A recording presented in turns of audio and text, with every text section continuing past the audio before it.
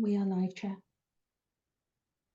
Thank you very much. Welcome everyone. Borada, welcome to the 18th of April meeting of Powys County Council's Governance and Audit Committee.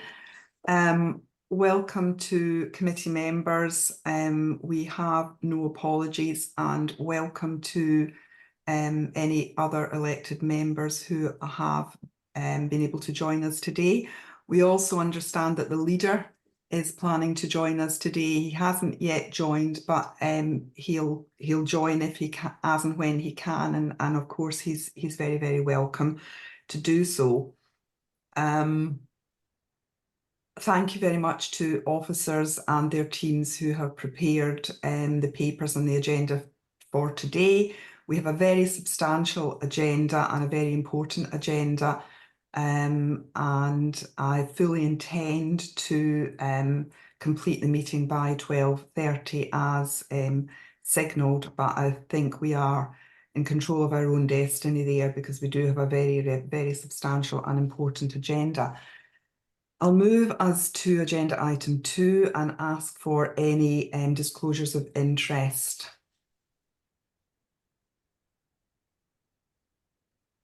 I'm hearing none, therefore I'm going to assume there are no disclosures of interest, and I will move us to agenda item 3, which is the minutes of our 1st of March meeting.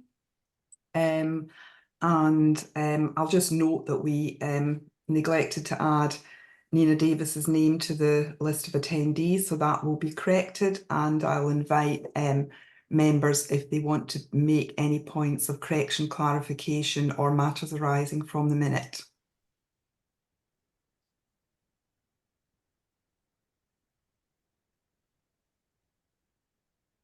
Any hands? John? Yes, thank you, Chair. I just draw attention to page 8, where we have an action point for supplementary payments to be added to the internal working audit programme. I think we need to just follow up on that one. Thank you very much, John. Thanks. We'll follow up on that. Kath, can you help me follow up on that, please? Thank you very much. Are there any other points on the minute, or are members content to agree this as a true and fair record of our last meeting and for me to sign the minutes? Move. Thank you, John. Thanks, Gareth. Thank you. Thanks very much. We'll now move to Audit Wales items. That's agenda item 4 and agenda item 5, and we'll take the annual audit summary first, and then we'll take the use of performance information and service user perspective and outcomes second. So Matthew, first of all, for the update. Thank you, Chair. Diolch yn fawr. Good morning, members. Yeah, I'm just conscious of time, so this is a very brief summary, really, of all our work throughout the year.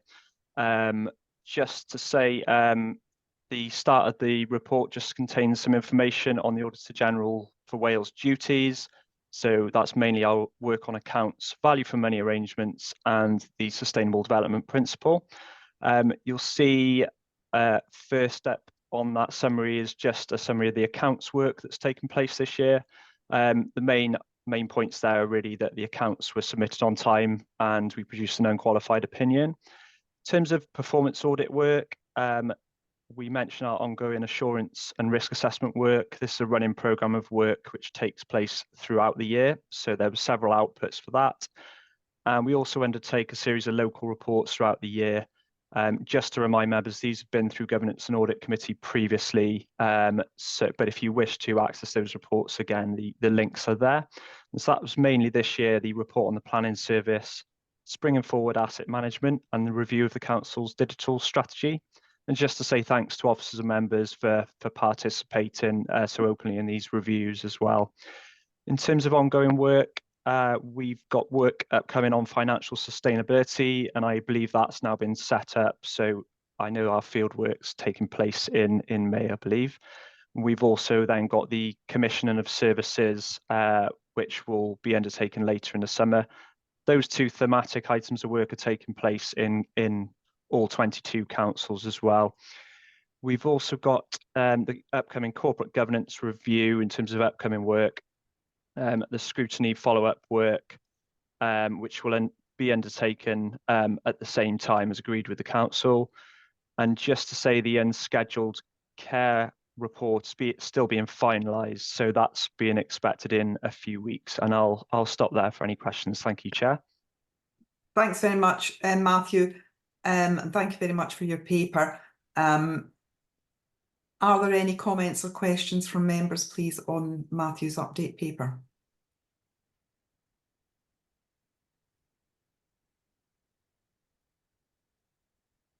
No. No. It doesn't seem so, Matthew. I'll just I'll thank you for your work and for your paper, and I'll move the meeting on to agenda item 5, which Martin, your colleague Martin, is going to lead.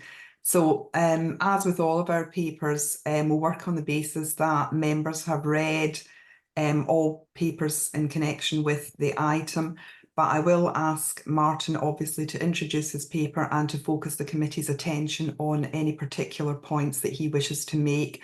And then I'll ask Catherine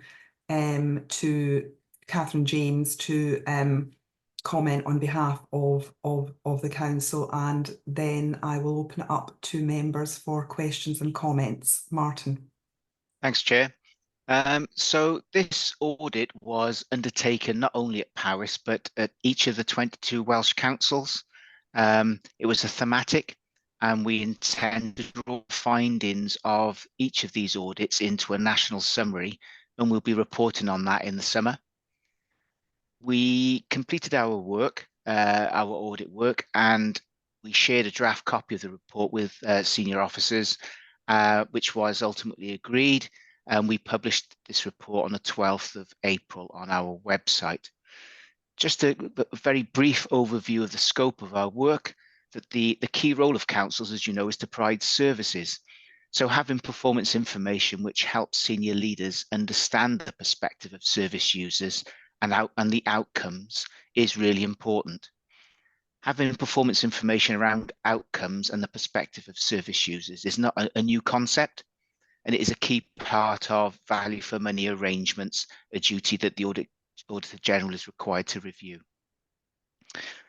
Performance information shouldn't just be about inputs and outputs. If a council doesn't understand the outcomes of its activities or the perspective of its service users in taking this into account, it is very difficult to gauge how the council is achieving value for money, and also, is the council actually achieving what it is set out to do?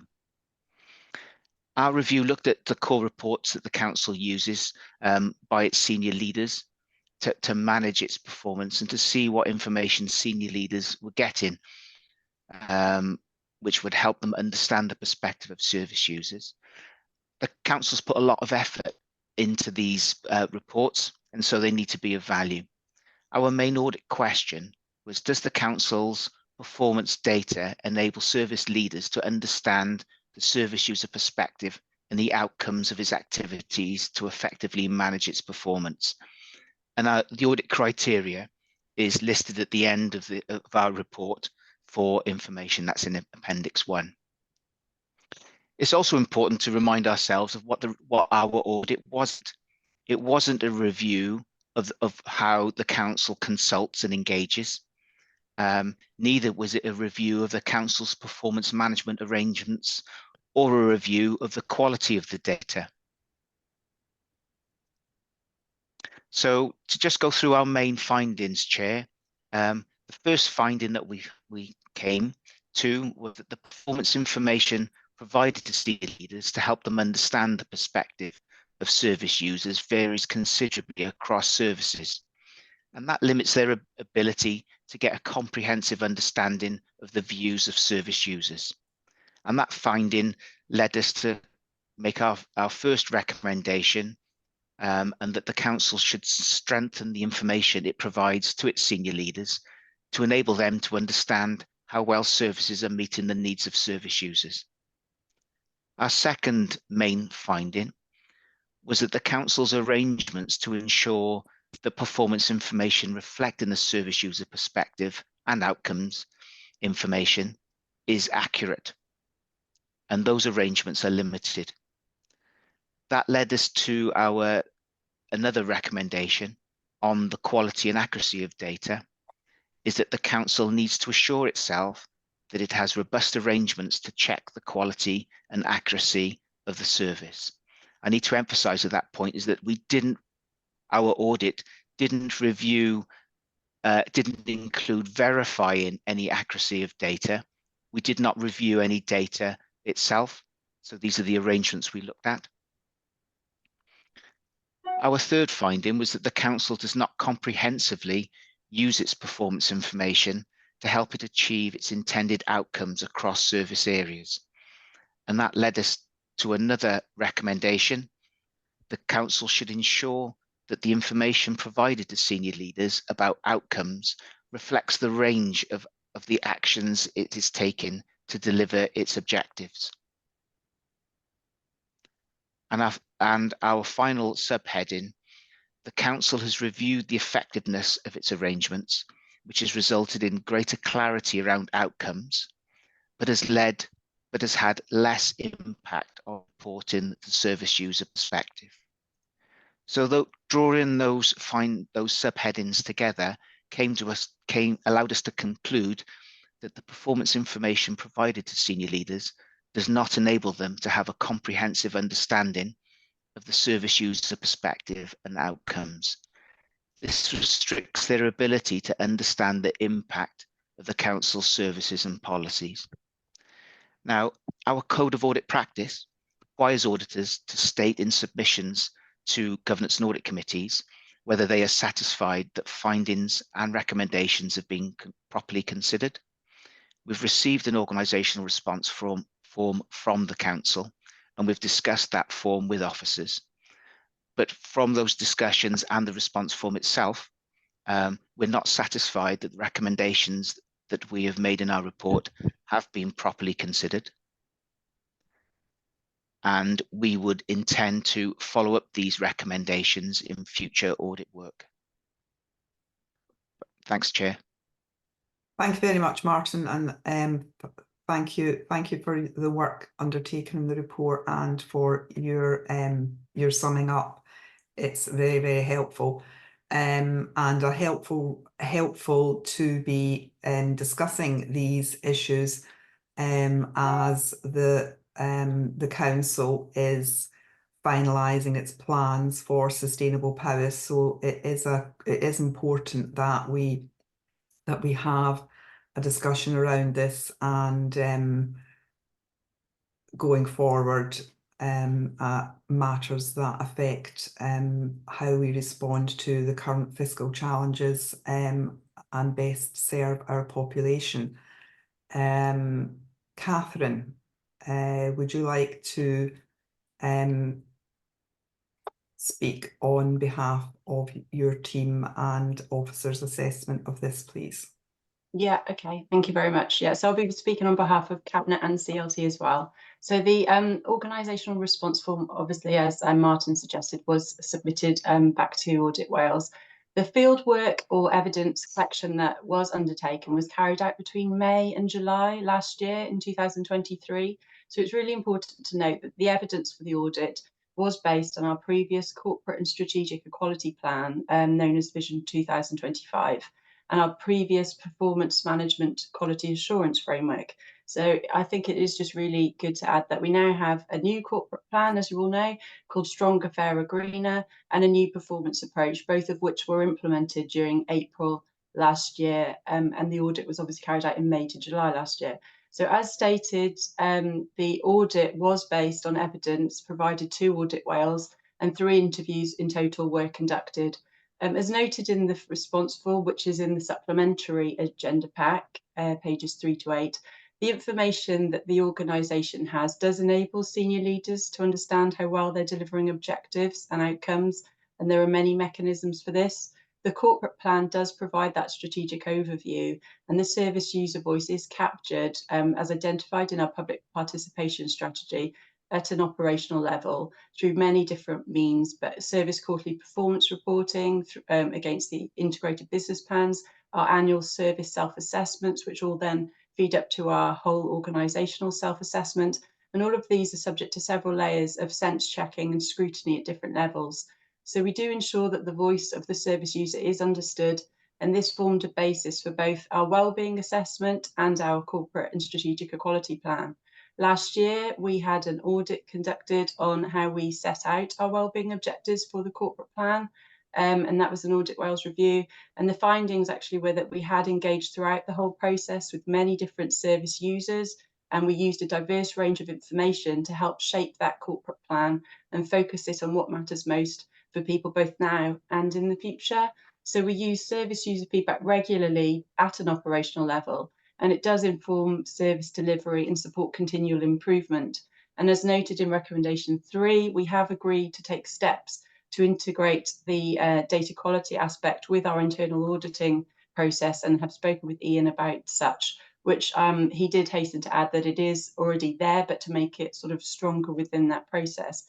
So to conclude, the service user voice is at the heart of our planning for sustainable Paris, which you're all aware of, and we have already actively engaged with representatives from over 140 community groups who are all service users of many of our services, to understand, as mentioned before, not just the now, but the future planning, to ensure that we are meeting the needs, and not only needs, but understanding need by community area. So it's the start of the sustained conversation. And we have also begun the process of engaging with town and community councils, but it's very much the start of that.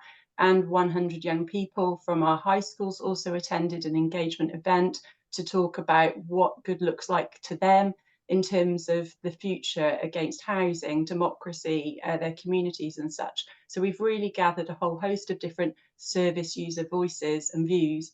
And so all of this really is just the start, and the service user really is at the centre of everything that we're planning for the future. Thank you. Thank you very much, Catherine. And it will, of course, be helpful to have further audit assessment of those activities and interventions as we go forward. I am going to bring in this order, Diane, Jane, Gareth Hall, and then Councillor Pete.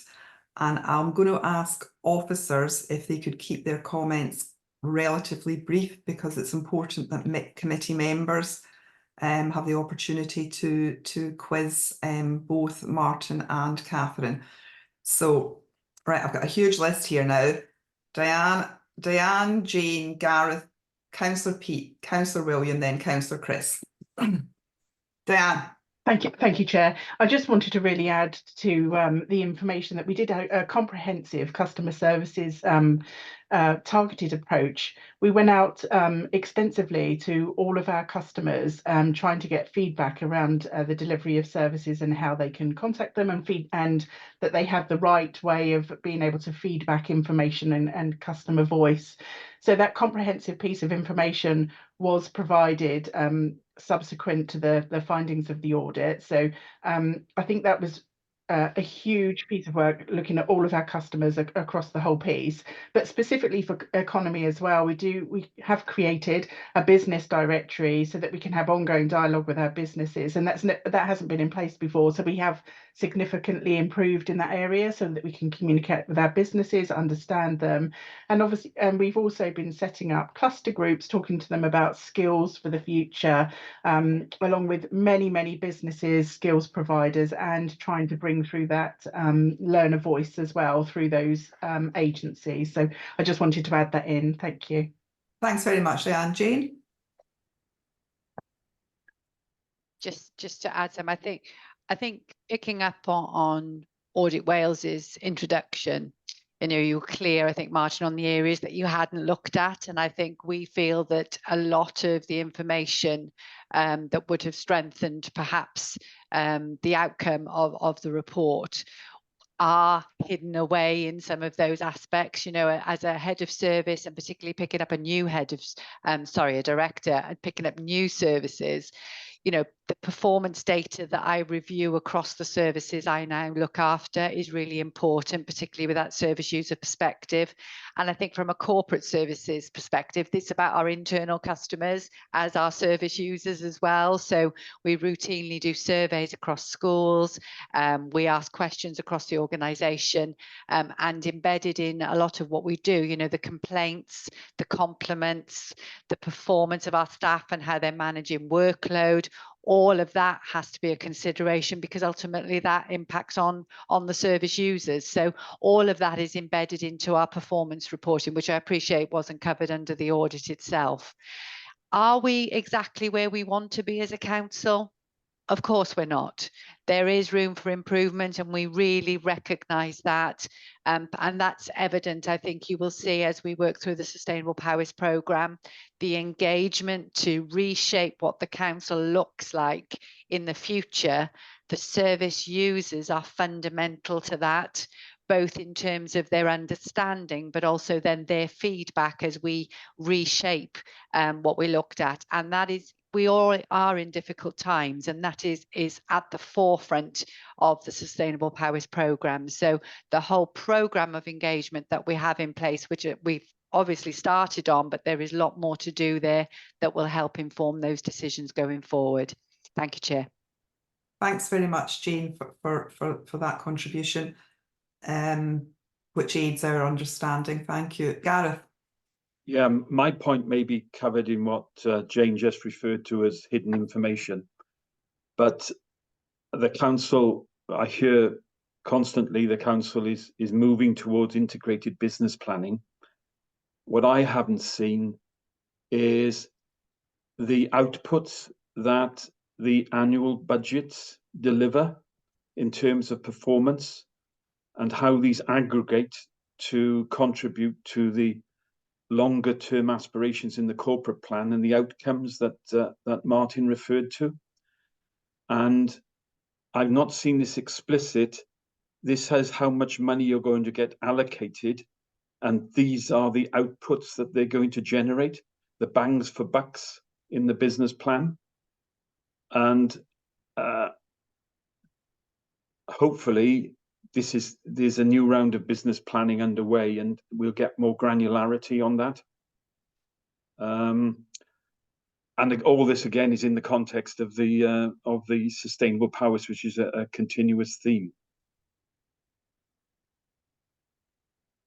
Thanks, Gareth. I'm quite sure Jane has noted that. Pete, Councillor Pete.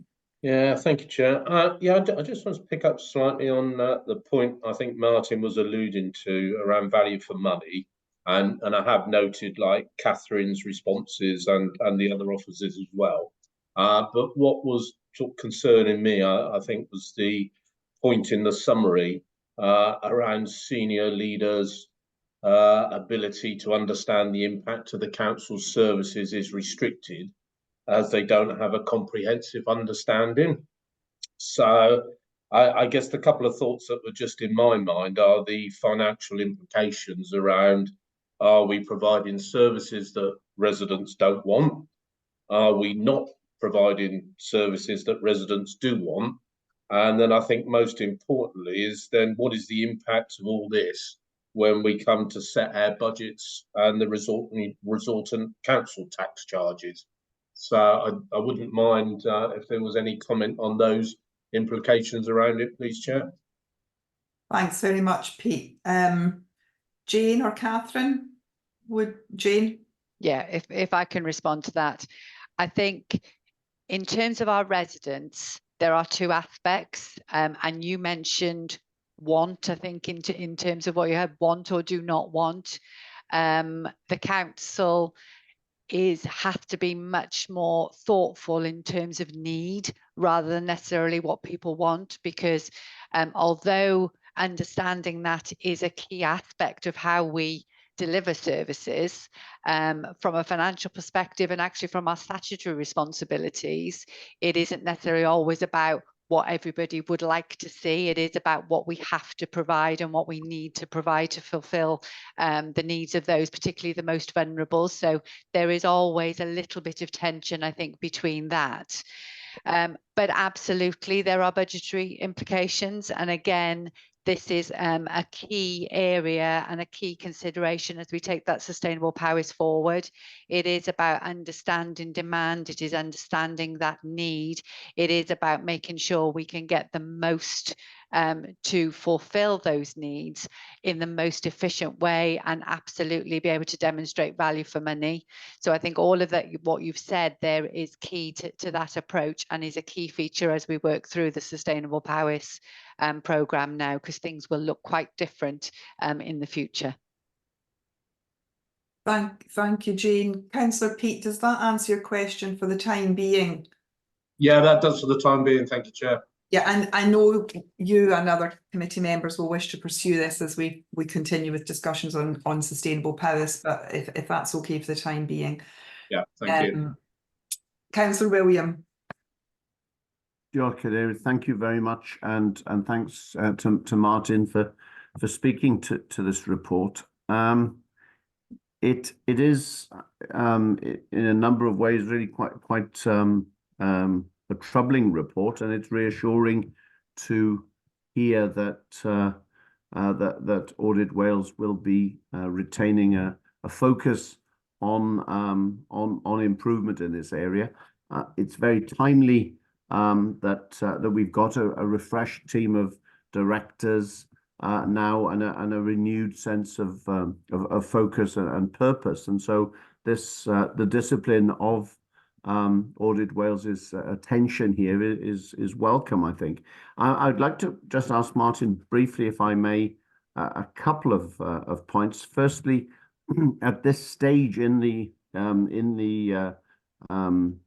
project that you said crosses all 22 local authorities, is there any read across from other local authorities and the situation that applies there, which has identified patterns, particularly in terms of rurality and the difficulty of councils engaging with their populations because of that rurality, also because of things such as the fragmentation of print media, which we certainly have in Powys because of the sheer scale of the place and the fact that you've got different newspapers and media groups operating across such a large area, and also just a couple of brief other issues with regard to the fact that within Powys, key areas of service are subject to a kind of almost to a dual control or to split responsibilities in a large part of our territory. We clearly have the housing and regeneration function, but we don't hold the planning function. And so I in that connection, the engagement with the public has got maybe something of a complication. And I would finally ask whether Audit Wales has given consideration to extending this piece of work to the 3 special purpose local authorities, which include Bannybrycheiniog National Park, which obviously has some impact in the service areas that you've been looking at. Thank you. If I can respond there, Chair, quite a few questions there. I think that to answer them simply, so looking at councils generally have really struggled with this really basic concept of being clear about what your objectives are, what you're trying to achieve, and having the correct information, the correct performance information to enable you to assess whether you're actually achieving what you set out to achieve and the impact of the resources, the scarce resources that you've got. And that really is reflected amongst, it is quite a simple concept, yet many councils have been struggling with it, as I say, and that we hope to cover those in detail in our national summary that I referred to earlier, that we hope to publish in the summer. And that's, yeah, there are complications with service delivery, but that still doesn't get away from the council's need to understand its own part it plays in those complex service deliveries, and whilst it's clear that you need to have that performance information that is the collective impact of the collective work, nevertheless, you would also need to have the correct measures to understand whether the recipients of those services, what their influence, how they would like those services delivered, and how they would like success to be measured. And the bang for your buck that you pay on what Powys is getting out of their part as well. So, and we also reflect, we also very much acknowledge that this is a very simple concept with really complex answer to actually achieve. It's difficult. The fact that all Welsh councils have really been struggling with this very simple notion bears testimony to that. I hope I've answered your questions there. Thank you, Martin. If I could just come back with a question with regard to the other three special purpose local authorities that interlink with constituent local authorities, in our case, Banau Brycheiniog, as to whether or not there's been consideration to extending this work to make it a truly holistic picture across Wales.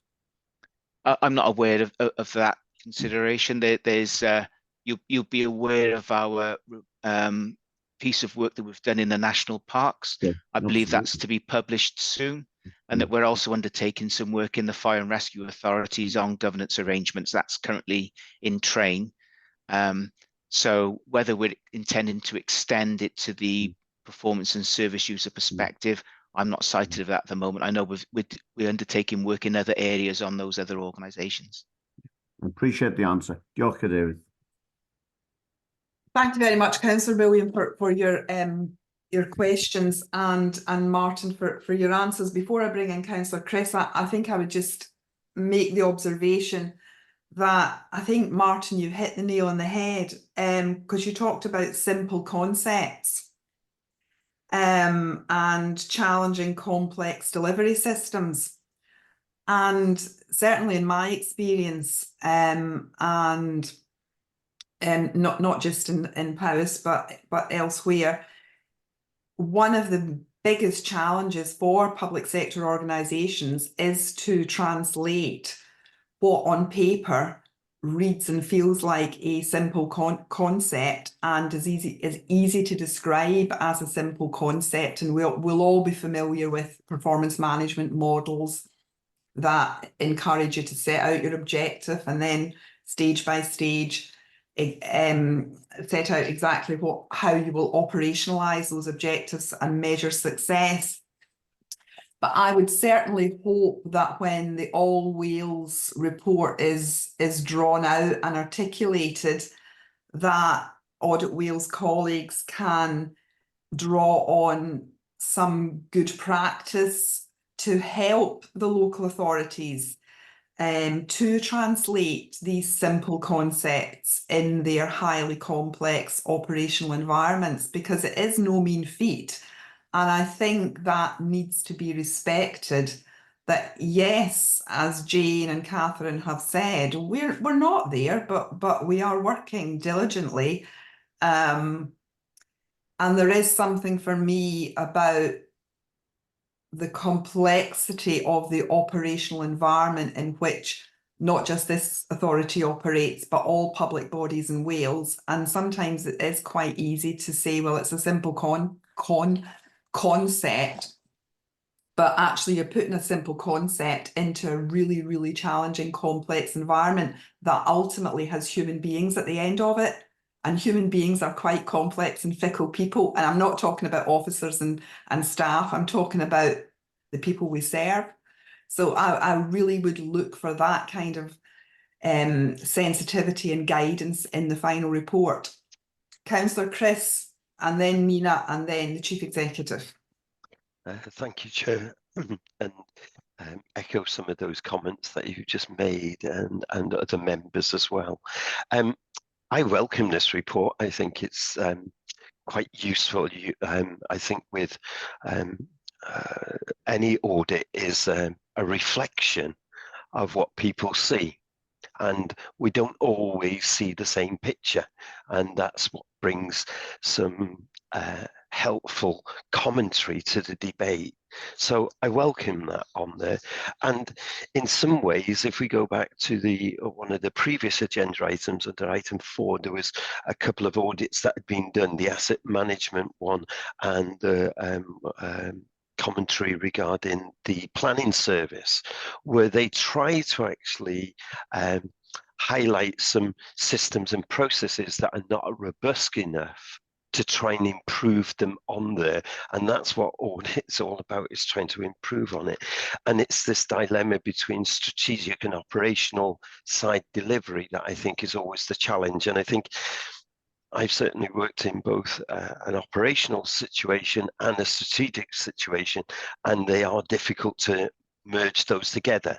And then when you put in the complication of individual people requiring services, that's when it gets even more complicated, because people don't just bring along one problem, they bring along a multiple of problems on there. I think, Martin, the way that you describe the contextualization, that it's all authorities, I think is helpful. Likewise, with the timeline that was then considered and some of the omissions that weren't included on that, because to me, I think that we just need to be careful, because the devil is in the detail, not in the headline. And people do generally get a little bit spooked about the headline rather than looking at the detail, and that's what's important to consider. I think we have changed, and I think it was Gareth who mentioned about how we tie up the outcomes with resources is really important. And I think that's what we're trying to do with Fairer, Stronger, Greener, and that work is in progress, and I think that's important. To me, I would be really interested getting this national summary, because before we start to say it's not where we want it to be, we need to compare ourselves with other authorities as well. Are we in the lower percentile, or are we in the higher percentile? And if we are wherever, are there any lessons learned from the recommendations in those areas around good practice that can be shared between councils to make an improvement and move things forward? And are we then saying that all areas of data and outcome that we provide is unrobust? I don't believe that that's the case, because I believe you can take data and you can present a picture to any argument you want to make. What's the saying? Lies, damn lies, and statistics. So I think that we just need to actually take this in our stride. I think there are some positives that Catherine outlined around the engagement and how we're moving now towards the sustainable powers argument, I think brings us forward. But I would also make a plea into what Councillor William mentioned, the crossovers here with health boards, and Welsh Audit is doing a lot of work with that, and I would like to see that we get a link up between these other organisations so it becomes much more comprehensive. There was a report that came out in 1984 for the NHS called Organisations with a Memory, and I think that we need to use this as a memory aid to improve things going forward. I'll stop the chair. Thank you very much, Chris. Thanks. I think your comments about the read across and sharing lessons learned are really, really pertinent. I think the only thing that slightly concerns me in that is if the All Wales report is coming out in summer of 2024, on the basis of what officers have shared today, the currency of the assessment in respect of Powys may not be current. Therefore, I guess you don't need to answer this question, Martin, but I'm puzzling.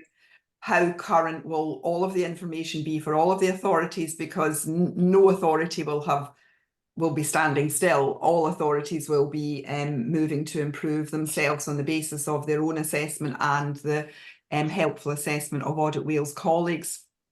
So I think some attention to the currency of the messages and therefore their relevance when they come out at a all Wales level in the summer will be worth bearing in mind.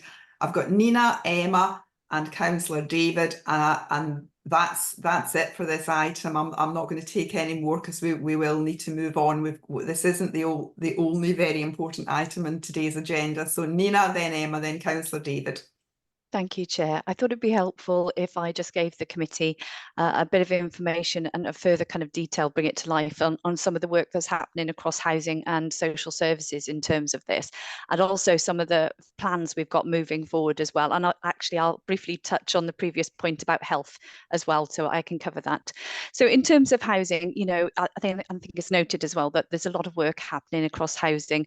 You know, every 2 years there's a STAR survey of tenants, which is a really in-depth look at staff satisfaction with a whole kind of set criteria of range of things across housing services. So it's really rich data for us and for leaders and decision makers to help shape the way we move forward in housing. We've got an excellent, really proactive tenant scrutiny panel feeding back through decisions, feeding up to cabinet, you know, using the recent rent setting as an example, you know, really involved working with officers and then feeding back recommendations. And you know, officers are really proactive at getting tenant feedback whenever people move into new homes, after repairs are undertaken, keeping in touch, etc. So there's a lot happening in housing, and we're so similar with social services as well. We've got forums, older people forums, junior start well wards, etc. We've had bright spot surveys, and you know, across social services, it's all about strength, pace, putting the person at the centre, and making sure that we kind of really embed that across everything we do. One of the exciting things in social services we've got is we're really strengthening and increasing the youth young people's participation, and I've got some exciting plans with a new committee that's going to be set up of young people, really enthusiastic young people, desperate to give us their opinions and share their thoughts and help shape the way we move forward and make decisions. And so really exciting. So lots happening already, but also we're looking to expand and extend that as well moving forward. There's always more that we can be doing. And then just on the previous point with health, etc., just wanted to kind of assure you that obviously we're working with regional partnership board partners. We have user and citizen representation on the board, etc., making sure we get that feedback at that level as well. And just to reassure you that working with partners across the regional partnership board, making sure that we can hear the you know, people's views and for example, is really important. So I just wanted to touch on that briefly. Thank you, Chair. Thanks very much, Nina. I'll hand over to the Chief Executive, Emma. Oh, good morning, Chair. Good morning, committee. Just a few words in terms of wrapping up. One, thank you to Audit Wales. I always welcome the report because it's always about getting to a better place from an organisational perspective, and I think we must receive the reports in that vein. So yeah, thank you very much, and also actually thank you to the comments from Governance and Audit Committee. Very knowledgeable people and a lot of expertise on this call from the committee. So I welcome the way that they've received and considered this report, and also challenge some of our thinking.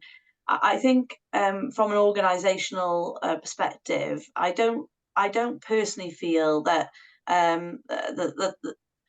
the practice that we're seeing now deserves such a negative heading, being completely honest. And I think that's because of timing and the work that we've done in between, and we must reflect on that. But at the same time, I'm not saying it's perfect. And the reason I say that is because data is just one source, and what we have to do is triangulate. So take KPIs into account, but actually Nina has just helpfully elaborated on other things that are happening, and discussions and forums that are in place. And what we need to do is triangulate that information from the public, from our service users, from the KPIs that we've got, from our county councillors, from committees, from complaints, from compliments, and really build a picture and test our understanding in respect of that. I'm also looking forward to the national report, as you said yourself, Chair, in respect of the good practice that we can learn from that. I always find those really helpful as within the local authority. I did do a read across in terms of the other reports, because as Martin said, this is a national report, and I wanted to see what other local authorities were doing already.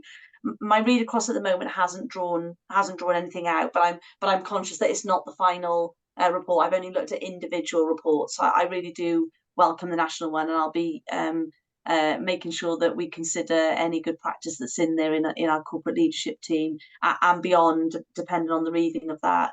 But I just wanted to finish with referring to the new approach that we've put in place under Stronger, Fairer, Greener.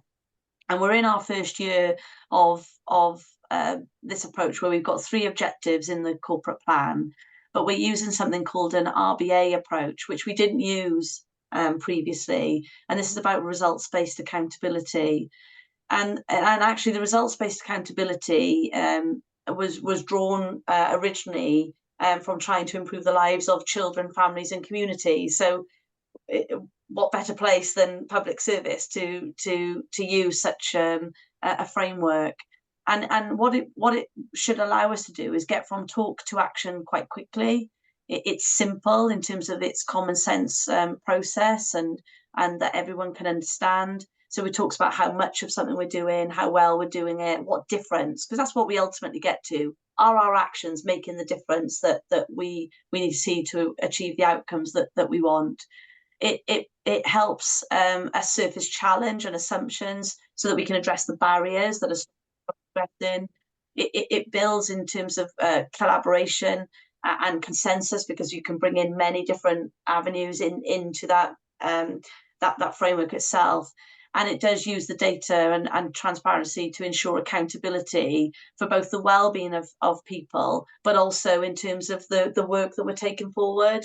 So I think there is a wealth of information that we've got. We are a data-rich organisation. It is about how we use it and how we use that to inform our decision making, as well as evidencing the difference that we make. So just say thank you very much, Chair, Committee, and also Welsh Audit. Thank you. Thank you very much, Emma, and I would completely echo everything you've said. It's always helpful to hold the mirror up, especially when we can learn from other authorities and from the expertise that Audit Wales colleagues have by dint of their own profession. Councillor David, and Councillor David will have the last word on this item. Thank you, Chair. I'll be brief, because I think what needs to be said has been said, but I'm just conscious of the fact that the report in itself has generated some negative comments, and I think it's only fair to say that there are positives in this report, and it does identify the fact that the Council has adopted changes, and the performance reporting has led to greater clarity. The fact that we've got a new corporate plan, which has made significant changes to how we report progress against our objectives. And I'd like as well just to give reassurance to members of the committee and the wider membership and to the public that since this audit was completed, we've made enormous advances with regard to the information and data we are receiving, and that's a credit, I think, to our team within that Catherine heads, and with the Power BI dashboards, etc., there's an enormous amount of information contained within that, which cabinet members can access at all times. And one other point I wanted to make was the fact that there's been some discussion about around service delivery, and you know what residents want, what they don't want, and I think the 151 officer, the director of corporate services, has already outlined there the fact that many of the services are statutory anyway. But this is what Sustainable Powers is all about, and I think we need to emphasise that perhaps what the report doesn't go into is the fact the need for change. We all know that we've got a diminishing financial envelope, and we all know that we want to deliver excellent services within that envelope, but to do that we're going to have to change. And I think it's a credit to all concerned who are working on Sustainable Powers that there's a very, very comprehensive programme of engagement with the public around this, so that we can actually identify what the public wants, and we can find some way of delivering those services to the public in the future. So I just wanted to give some assurances that the Cabinet are well informed, they're getting better informed. There is room for improvement, that goes without saying. There's always room for improvement, and I'll finish on that. Thank you, Chair. Thank you very much, Councillor David, and thank you very much. Thank you very much, Martin, for for your report and for the work of your team in getting us to where we are today. And we will look forward to the national report and for your follow-up audits and to continuing to work with you. We do appreciate your expertise and your scrutiny. I will move us on to our next agenda item, which is swap items, and we have one item today, but an important item, and on the Red Dragon housing development audit, which had a particular focus on project bank accounts. We've actually got, effectively, we have 3 papers under this agenda item. We've got Ian's internal audit report. We have a corporate commentary from Jane, and we have a more specific and detailed response from Matt. So I'm going to ask Ian to introduce his report and his professional assessment, and then I'll ask Jane to make a comment, to come in, speak to her paper, and then I'll bring in Matt, reminding everyone again that we have read the papers, so please don't rehearse the papers, but focus the committee's mind on the pertinent issues that will encourage scrutiny and questioning from members of this committee. Thank you very much, everyone. Ian. Thank you, Chair. I'll just share my screen. I've got a short presentation just to help us focus on the audit. Bear with me.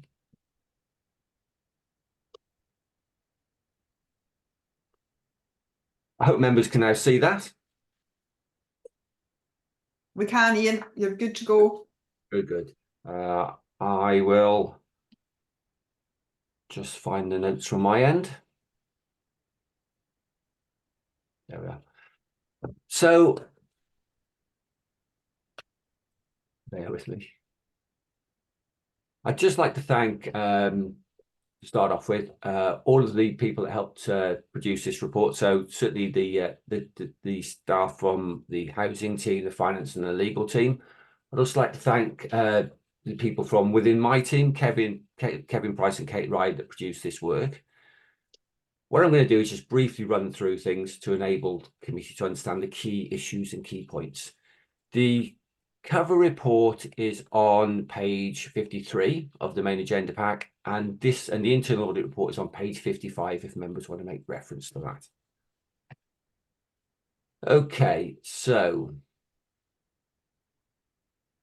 what we have is some brief background, bit of background. Members. Red Dragon project was a 3.5 million housing development comprising of 18 houses built on the Red Dragon public house in Newtown. We received £2.4 million towards the project through the innovative housing programme. All properties are then let on secure contracts, and they provide tenants with highly insulated and eco-friendly dwellings. But then, unfortunately, the main contract went into administration, causing a delay in completing the project in February 23. And outstanding payments for materials and works to subcontractors were stopped. And then the council's in-house team completed the works themselves with an official opening in September 23. So that's a bit of background. To just talk briefly about a project bank account so you know what they are. They're becoming pretty much standard in all public sector procurement these days. But essentially, it's a bank account that's ring fenced with the purpose of paying contractors and subcontractors, and it's contractually agreed. The employer puts funds in there to cover the work, and then payments are made to contractors in an agreed way. So, in terms of the report itself, to give you a bit of background in terms of the scope, this piece of work was requested by Audit Committee, and the report scope was to provide an overview of the performance and effectiveness of the contract management process for Red Dragon, but with a particular emphasis on a project bank account. There were 10 recommendations in total, 8 priority 2s and 2 priority 3s. In terms of the opinion, which was limited, the opinion is based on obviously the concerns that we found and the concerns I'm going to raise as part of this presentation.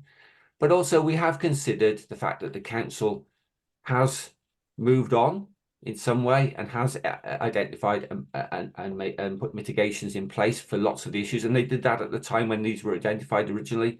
And also, I think we can't ignore the fact that in general, the project was delivered successfully. So now I'll talk about specific issues. And the first area was about the contract and contract management. And we found that it was unclear whether a signed contract existed for the project. We found that there were no evidence, there's no evidence to separate the project bank account, and I'm going to refer to it as a PBA from now on. The PBA agreement that was sent to the contractor. There was a failure to determine and implement contract roles and responsibilities. The contract did not reflect the express need for the council to gain assurance that payment was being made to subcontractors. And that one general issue that came out of this was that the PBA clause, in fact, may not have been attainable in a project of such a short length. So it may have been impossible to have a project bank account for this type of short project. But on the positive side, a contract framework was created in January 23 to outline subcontractor payments. Second areas in terms of guidance, training, and skills. There was an absence of clear project management guidance. There was a bit of a lack of understanding around the operation of a project bank account. However, new guidance has been developed and contract management training, although sporadic, has now been implemented or will be implemented in terms of a new corporate training approach. And there's also a new contract management framework which is being developed and being implemented. The payments to the project bank account, the council was generally slow to respond to financial concerns around the main contractor. And that was quite critical in terms of the position that we were in. There was a lack of coordination between council services to respond to the initial indicators and risks. However, a new process has been put in place to identify these trigger points at an earlier stage. The project bank account drifted, so there was certainly a willingness to put this process in place, but as the project continued, that willingness drifted, and I think that was probably because there was an optimism that the project was successfully being completed. And finally, there were the sufficient controls were not in place to verify that actual contractors had been paid throughout the course of the project. The second to last area is around oversight systems and data management. So project documents and records were not particularly well shared in terms of the community that were working on the project. They weren't commonly accessible. Project board minutes were a bit broad and failed to give assurance over the position of the contract and the management of the contract. There was no centralized system for monitoring the progress and the delivery of that contract. There was no single individual that was appointed SRO, a senior responsible officer, as part of that contract. And finally, the focus, I think, was somewhat on project delivery, somewhat blinded some of those other issues that around things like supplier failure and the project bank account, so payments to subcontractors. I think the focus was very focused on the delivery of the primary task. Risk management. Project risks were not really incorporated or integrated into service risk registers. And there was a lack of a comprehensive risk assessment across the project, making it clear how these risks any risks identified were being mitigated, so they were somewhat invisible. And then finally, I think it's the overarching issues that they stem across all aspects of this audit. And I think we found that generally there was a siloed approach that was kept within each service, and that had an inward focus on completing their own individual tasks, but failed to see the bigger picture sometime, and how some of the objectives that they'd started were not continued by other parts of the organisation. And sometimes they were started well, but failed further down the line, but nobody picked that up. I think there's some communication gaps and building relationships within those services that could have helped resolve some of these issues. In terms of optimism, I think the council were optimistic that the project would have been delivered, but I think sometimes that optimism needs to be checked and reviewed. And I think that meant that there was a hope that things would progress well towards the end, and we didn't really focus on some of the risks and key issues that were happening towards the end of the project. Collective ownership around roles and responsibilities throughout the whole project. There was a misunderstanding of key roles, and in particular how those roles crossed. And again, it goes back to the siloed approach, I think. And then I think it's important to have key oversight. There was a lack of oversight, having an SRO that could identify where things were failing and put mitigations in place. And finally, I'll pick on the fact that it's important that we've identified these issues. I think one of the key things is this audit report is not solely about the Red Dragon project. It's about all projects that the council run. And I think it's important to learn the lessons that we pick from this and apply them to all projects. And I think that's it for me, members. I'll take questions after the responses, maybe. Thank you very much, Ian, and that's an extremely helpful presentation which focuses in on key elements. I'm going to ask Jane and then Matt to come in, but I'm also going to ask Jane and Matt to keep their comments as brief as they can, please, because I need to maximise the opportunity for committee members to ask questions and scrutinise. Jane. Thank you, Chair. Ian picked up on many of those main points, and I think the titles that you saw in Ian's presentation are reflected in the report that you've received around the contract management improvement. So I will not go into the full detail in terms of that. I think it's important to highlight that while this project was ongoing, and several years ago, we highlighted that contract management could be better across the organisation.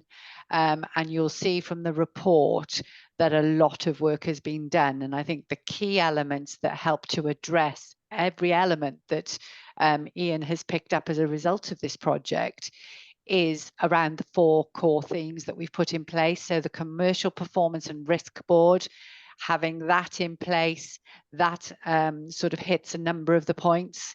It very much focuses on supplier risk, monitoring that risk and then putting mitigating action in quickly where that risk is identified. It breaks down the silos that's been noticed within the report. That board has representation across all services, and that is absolutely fundamental to that ongoing conversation there. So that is key to that. In terms of the skills and the training, again, the report picks up on here the extensive contract management training program that's been put in place, and a huge proportion of those managers have now gone through that training. We focus very much on the higher value projects to start, and making sure that that was the case. In terms of project bank accounts, the report doesn't pick up on this specifically, but I just wanted to make you aware of this. I think the whole process in terms of managing and implementing project bank accounts has been quite tortuous. There were limited banks that would participate in that. All local authorities are having problems here, as well as social landlords more widely. We have been instrumental in asking for Welsh Government support here, and a group has been set up, which we are part of, to look at trying and drive the changes and the ease of some of these processes. More banks involved in the process to try and really improve that whole process. So that work is ongoing with Welsh Government, and we do now have more banks coming to the table in terms of delivering on project bank accounts. I think the fact that I think that led to some of the issues about getting it set up, But I totally take on board that when it was identified that that wasn't in place, we should have done more to make sure that contractors were being paid. We asked questions, but we didn't necessarily seek the evidence. So I think there's definitely learning there in terms of what we could do to address that. Supply chain identification and risk and all of that is key there. And of course, then the systems and processes that are being put in place, both in response to what we were doing anyway, but also picking up some of the specifics around the recommendations in this report. There are some additional planned improvements to be made, and those are highlighted in section 5 of the report as well. So I think it's important to note that we did recognise some of these concerns, and a lot of those have been actioned, as I said, but recognising that there is some further work to be done. The action plan that accompanies the audit report and the recommendations and the specific response to that will be monitored through that Commercial Risk and Performance Board. And I think that is key, because that gives oversight across the organisation. So all aspects of the organisation can learn from that as well. So I just wanted to highlight that. I think if anybody's got any concerns about the legality of spend in terms of this contract, where, you know, there are some questions about whether a contract was signed formally and so on, I just want to give committee assurance that the contract existed, both parties had signed up to it, albeit informally if we don't find that contract, but the supply has been made to the council, and we have benefited from that. So absolutely any expenditure against this project is completely lawful from that perspective as well. I'll pause there, Chair, noting time. Thanks very much, Jane. I'll bring Matt in, and I'll encourage members to, in their questioning of Ian, Jane and Matt, and informing their questions, to think about, are we as a committee assured by the senior officers' responses to this limited assurance report? And if we are, good. If we are not, we need to think about what more it would take and will take for us to become assured in this space. Focus on our assurance role. Matt, over to you. Okay, thank you, Chair. And I won't repeat what Ian and Jane has covered. So it'll be very, very short. But it's just to pick out the key points. So the audit by SWAP of the Red Dragon project highlighted a number of concerns about the management and administration of the contract. And there was a particular focus, as requested by the Governance and Audit Committee, on the project bank accounts. These have been considered by a team of officers from housing, from the housing services, financial services, commercial services, and legal services, and working with SWAP on a clear action plan. And that's been prepared to address and resolve all those issues raised. And you'll see from the action plan that many of those actions have been completed or due to be completed.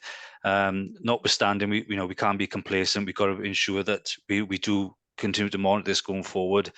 And I've met with the head of housing this morning just to get assurance in terms of any current contracts within housing that require PBAs. But I think it's just worth noting, and I think Jane just did touch on it, that PBA may reduce but not eliminate the risk. As we know, some subcontractors do not always choose to participate in this payment approach. So Powys has been working with other local authorities and housing associations to work with participating banks to speed up the PBA process, to keep a close eye on obviously contractor solvency. But notwithstanding, we regardless of the PBA issue, we've got to ensure that we do monitor the contracts more closely going forward to have that assurance. So that was it from me, Chair. Thank you very much, Matt. Much appreciated, and thank you for your papers. The papers are much longer and very comprehensive, so thank you to everyone who's contributed to the papers. I'm going to bring in Councillor Pete and ask for any other members who would wish to comment. So I'm bringing in Councillor Pete, then I'm bringing in Councillor Chris, and then I'm bringing in John. Yeah, thank you, Chair. Yeah, and hopefully as committee will remember, I did lead the call for this review, so I would like to formally thank Ian and the SWAP team, and indeed the Powys County Councillors, officers and staff for this very comprehensive report and answers to it, and I can now understand why it has taken so long to come to this committee. So thank you all for the effort you put into that. I did have 2 questions, if I may, Chair, and then after I've got the answers to that, I'd like to say a few more words, if you in committee would indulge me. The 2 questions that I had related to figures for the payments in the reports, and in the interim head of housing report, it says that at the time R.L. Davis went into administration, the final account was 3,674,000 and a few pounds, of which 3,540,000 and a few pounds had been paid by the council.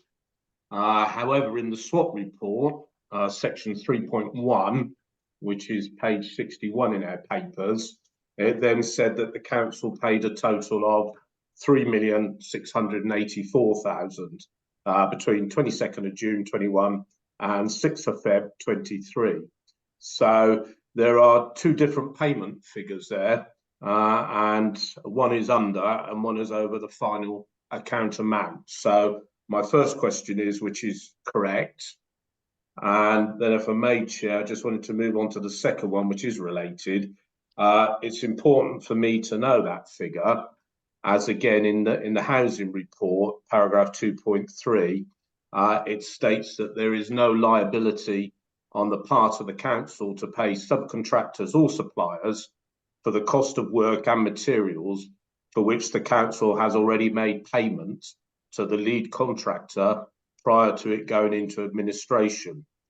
So I wanted to ask there that if the council has made payments up to 6th of February 23, if an invoice had been sent in after that date and no payment had been made to R.L. Davis for that work, does that consequently mean that Powys County Council would be liable for paying that invoice? So that was 2 questions, Chair, and then if I may, I'd like to come back with a few words after I've got the answers. Thank you very much. Thank you very much, Councillor Pete. Jane, do you want to deal with those questions, please? Yes, please.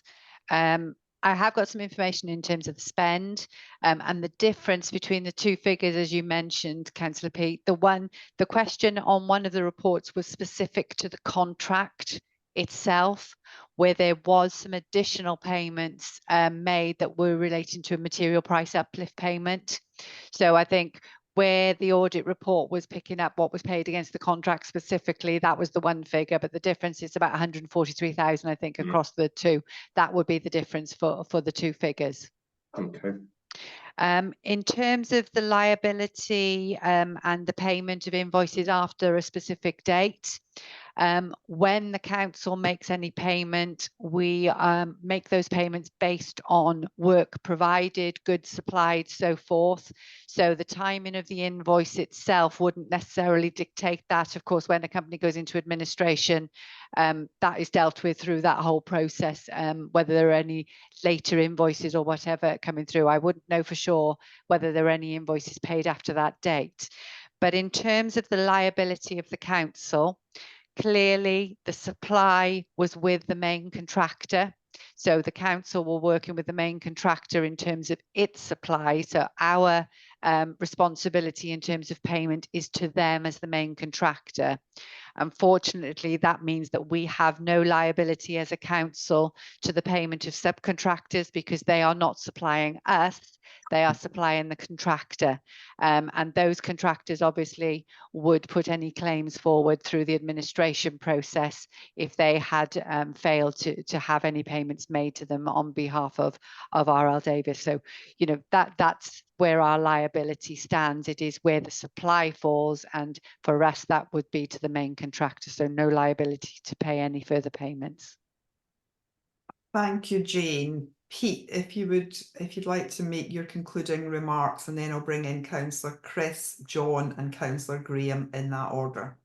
Yeah, thank you, Chair. Yeah, thank you for that, Jane. I think where I'm at, I am assured to a degree by the detailed review that's been undertaken, and again, just reiterate my thanks to all involved in their role in there. I'm pleased to see the comprehensive actions that have been put in place to address the lessons learned from this review to ensure that these failings don't happen again. However, again, just following on from what Jane has just said, I really do think we need to reflect on the financial damage that has been done to the subcontractors involved in this development. I think the report says it all for me and confirms what many are thinking, that the council's main concern was gaining control of the assets and completing the development. There doesn't appear to be much thought given to the subcontractors.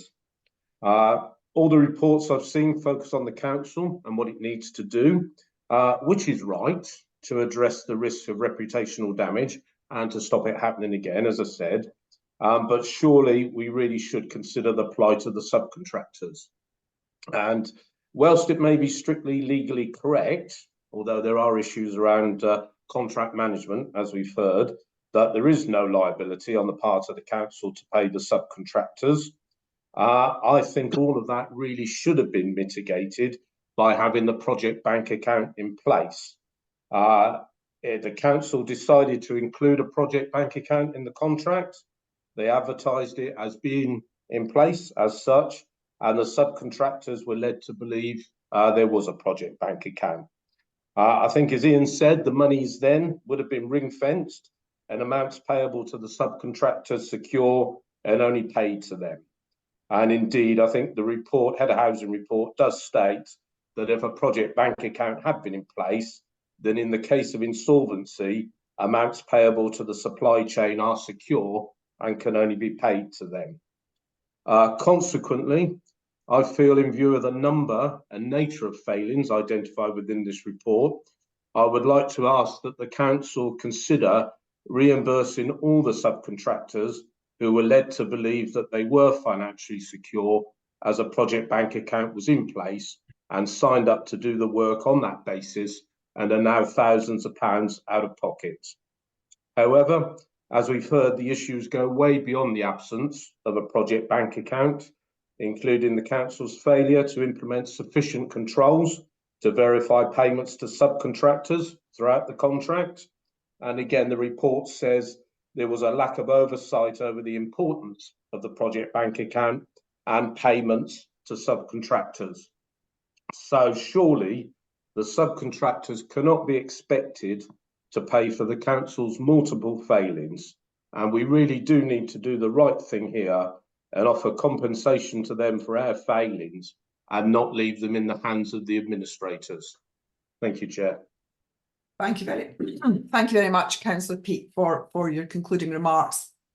I'm not going to ask Jane to come in to respond again at this point, but what I am going to ask for is a paper to come to committee to explain in detail the council's response to the particular points about compensation. I will ask for an additional piece of detailed work to come to the committee in the form of a report, just so that we all know exactly where we are on that.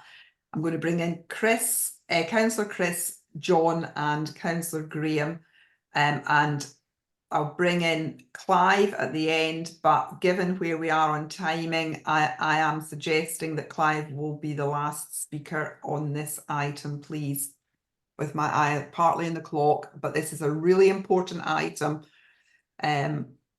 Chris, Councillor Chris. Yeah, thank you, Chair. It is an important item, and I think rather than on some of the specifics around this particular case, it's about lessons learned, in my view.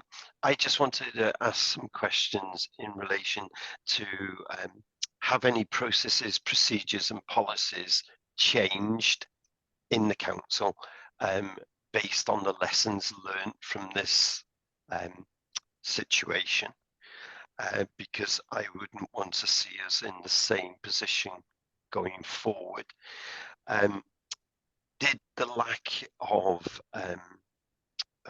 like project management around this and the setting up of systems and processes that were clear and transparent contribute to any of the failures within the project and did that add to any additional costs on there to have that assurance on the, and was there any individual accountability brought to account? Because if again, with my background in public sector, if that happened where there has been a failure, there would be an accountability, and if they were I'm a nurse by background, so I have a regulation body, there would then be a professional accountability to that. And I just want to see whether those systems and processes are clear and robust, that this is being picked up, and what actions then were taken. Thank you. Thank you very much, Chris. Thanks for your questions. Jane, will you deal with them, please? I could deal with some of them today. I think in terms of the changes, Councillor Chris, there's been a lot of changes, and I think those are summarised in the report. Happy to give you more detail where you feel that's necessary, but you know, I think we've picked up most of those and set out some of the further actions that we will take in response to it. In terms of individual accountability, that's a question we're asking ourselves. In terms of the senior leadership team are asking those questions about that. If there is any concern around individuals' behaviour or whatever here, then that would of course be followed through our normal HR processes in terms of any action that would need to be taken there. So none has been identified, but of course that would be something that we would look at as we move forward.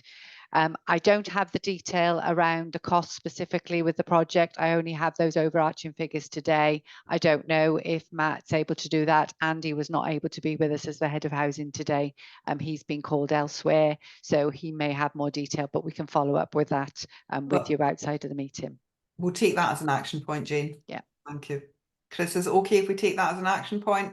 Yeah, that's fine. Can I then just ask if in relation to accountability, do you identify with people that are involved in these type of projects? So if I'm going to be dealing with project management, I would have done some form of specific training on based on it. So Prince 2 methodology, for example, is one of those things on there. And what that then does is put a clear structure and framework, timelines, risk management assessments around it. And you've then got your critical pathway that you can then see. And there is then reporting procedures that then come into place. And when I read the report and look at those things, there seems to be a glaring omission around some of that on the, and that's where then you would say, well, why wasn't that picked up within someone's PDR review? And if then it's identified that there was lack of budget for that particular thing on the, why wasn't that built into the project costs? And it's those principles that need to be applied across all projects going forward. We talked about result-based outcomes. That will give you some of the result-based outcomes, in my view. Thank you, Councillor Chris. And your point is, I'm taking it as a much broader point in this particular project, because those are good disciplines across the board in my view. Matt, did you want to respond before I bring John in? Yes, please, Chair. Just on that point, and it covers also the point that Councillor Chris brought up about the actions and what's been achieved, but specifically to this point around accountability and lessons learned. But we have completed, so all the officers involved with this specific contract have now undertaken contract management training. So part one is all contract managers responsible for contracts for a council spend of more than 1 million per annum to complete the Cabinet's Office GCF Contract Management Foundation training. So that's been completed by the housing staff involved with this. And then there's further training to be undertaken by September this year as well, which is part 2. And that's contracts less than 1 million. So it's just to give you assurance as Governance and Audit Committee that this training has been undertaken. Pretty sure we can, in hindsight, would have been, looking back, but we've got to move forward and make sure that these staff are trained. And again, as I said earlier, not being complacent and make sure that we do keep these checks in place. Thank you. Thanks, Matt. John.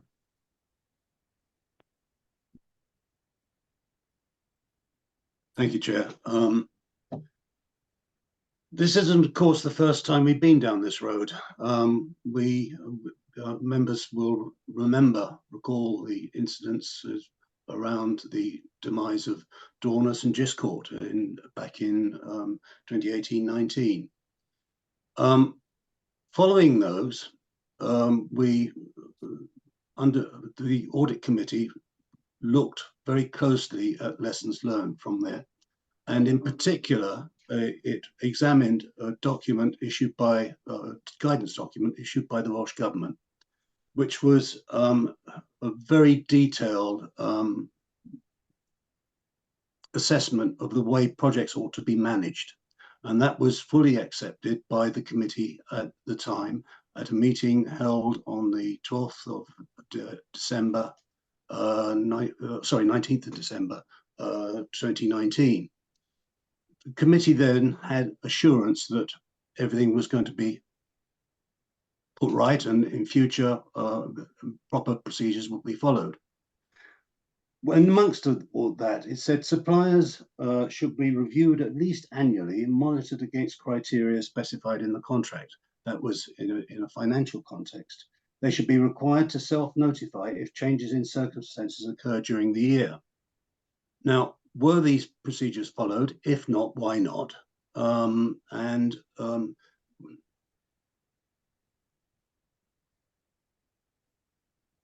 What assurance are we given that lessons this time will be learned? Because it was a very comprehensive document. Sorry, I lost my train of thought for a moment. Thank you, John.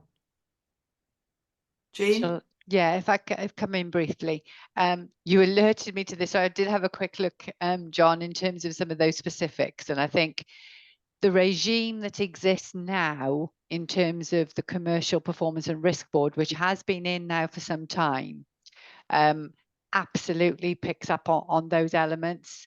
You know, the framework that Wayne has put in place of it's not even annual, it is more regular than that. It's routine in terms of questioning, particularly the financial standing of suppliers and so on. That is fundamental as part of that board's responsibility to monitor, and once identified, think about the mitigating action that needs to put in place for that. So what I would like to do is reflect again on some of the specific points that were discussed at that previous meeting, and then respond to each one in terms of where that now features within the processes and so on that we have in place. If you'd give me some time just to have a look at that and respond fully. Yes, thank you, Jane. I would appreciate that. I mean, what disturbed me about this project was that it wasn't that the accounts were late. That was irrelevant. It happened to Halps, for heaven's sake. The lateness was corrected within 3 days of those, and those accounts that were discussed were quite robust. There was nothing wrong with them. But something happened in the subsequent year, and if that had been followed up in, say, July of the subsequent year, we wouldn't be in the position we're in now, because we would have spotted it much earlier. And you know, we would have. I'm not quite sure whether we were looking at the Dun & Bradstreet or construction line, whichever one was used at that time, but whether we were properly assessing, you know, financial intelligence. Anyway, I'll look forward to seeing that paper. Thank you, Jane. Okay. Thank you very much. Thank you very much, everyone. Clive. Chair, thanks for bringing me in. I'm responding to the request from Councillor Pete for consideration for compensation. Make 2 points about that, really. Firstly, both myself and the Chief Executive have asked the question of whether we received requests from any of the contractors, and we've been told that we haven't. That's the first thing. And secondly, of course, the request for compensation is from Councillor Pete alone. Although I suspect that you because you said you wanted a paper to address it. So, Chair, I'm not sure whether that's a request which has been endorsed by this committee as opposed just from Councillor Pete. Thank you very much, Clive. That's an extremely helpful governance point to make. So certainly from my perspective, I would like to see a paper, and I'll kind of describe how I would see it and see if my colleagues would find it helpful or unhelpful. I'd like to see a paper that set out the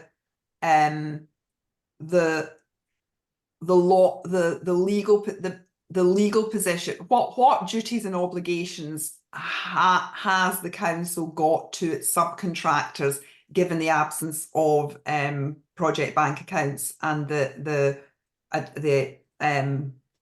liquidation or administration of the principal, and to set out quite clearly if we cannot pay compensation, exactly why legally, lawfully we cannot. I think it's worth setting out for the record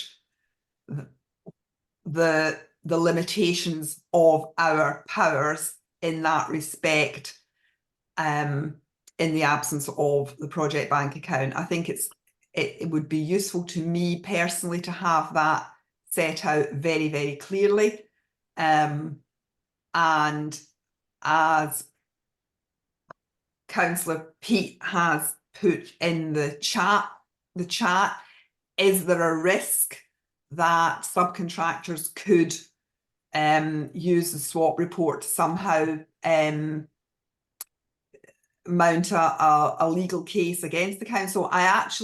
I feel that it would be worth bringing those risks and that position into a paper for absolute clarity by all members.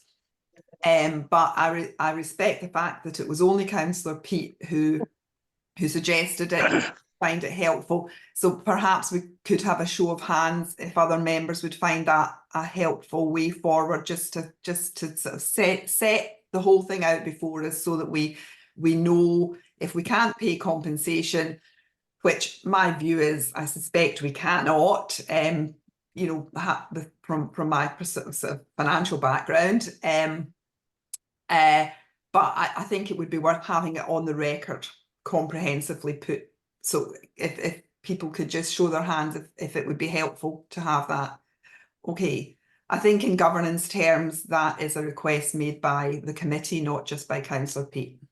Thank you for the clarification. Thank you very much. John, final word, or Pete? No, sorry, I was raising my hand. Right, okay. Oh, sorry. Okay, so Pete, were you raising your hand, or final word?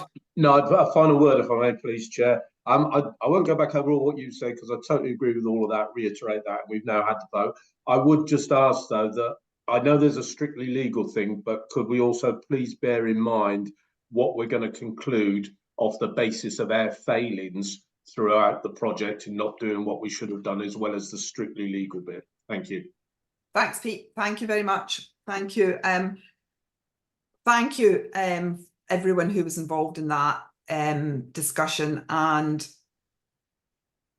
thank you to SWAP for a really comprehensive and high quality audit, and thank you to Matt's team and Jane's team for the comprehensive papers on how the council is seeking to administer and operate in this space in a more effective and sustainable way going forward.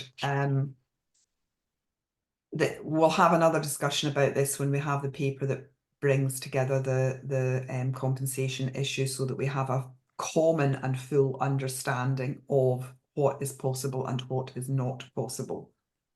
I'll move us on to corporate items. Item 7 is the annual information governance report, and Helen Dolman is with us to guide us through this report. And Helen will also be here for agenda item 8, our data protection risk deep dive. So you're very welcome, Helen. With all of our reports, Helen, please assume that members have read your report. Introduce the report in a focused way, advising the committee as exactly what you would like from the committee, and then we'll move to questions. you know, you need to assume that everyone has read your very comprehensive report. Thank you, Helen. Okay, thank you, Chair.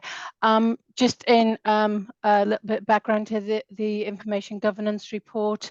First of all, I'd like to apologise for the report being delayed. It is the annual IG report for the 2022-2023 year. And it was purely just resources and other work priorities that has resulted in the delay of this report. So please accept my apologies for that. Work will be undertaken to ensure that this year's report, the 23-24 report, is provided probably middle of the summer. So the information governance activities of the council are there to ensure that the council is using it and understands how it's using its information and does so appropriately and can provide assurances to Cabinet as to the council's appropriate use of information, not just personal information.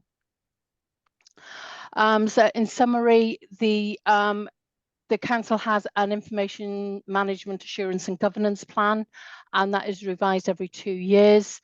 The report indicates where at the end of that financial year we were on that plan, with elements that were outstanding being moved over to the 23-25 plan.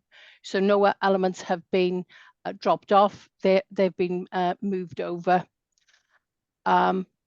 Some were out of timescale, 7 were out of timescale on the report, and those are nearing completion now as we're moving through.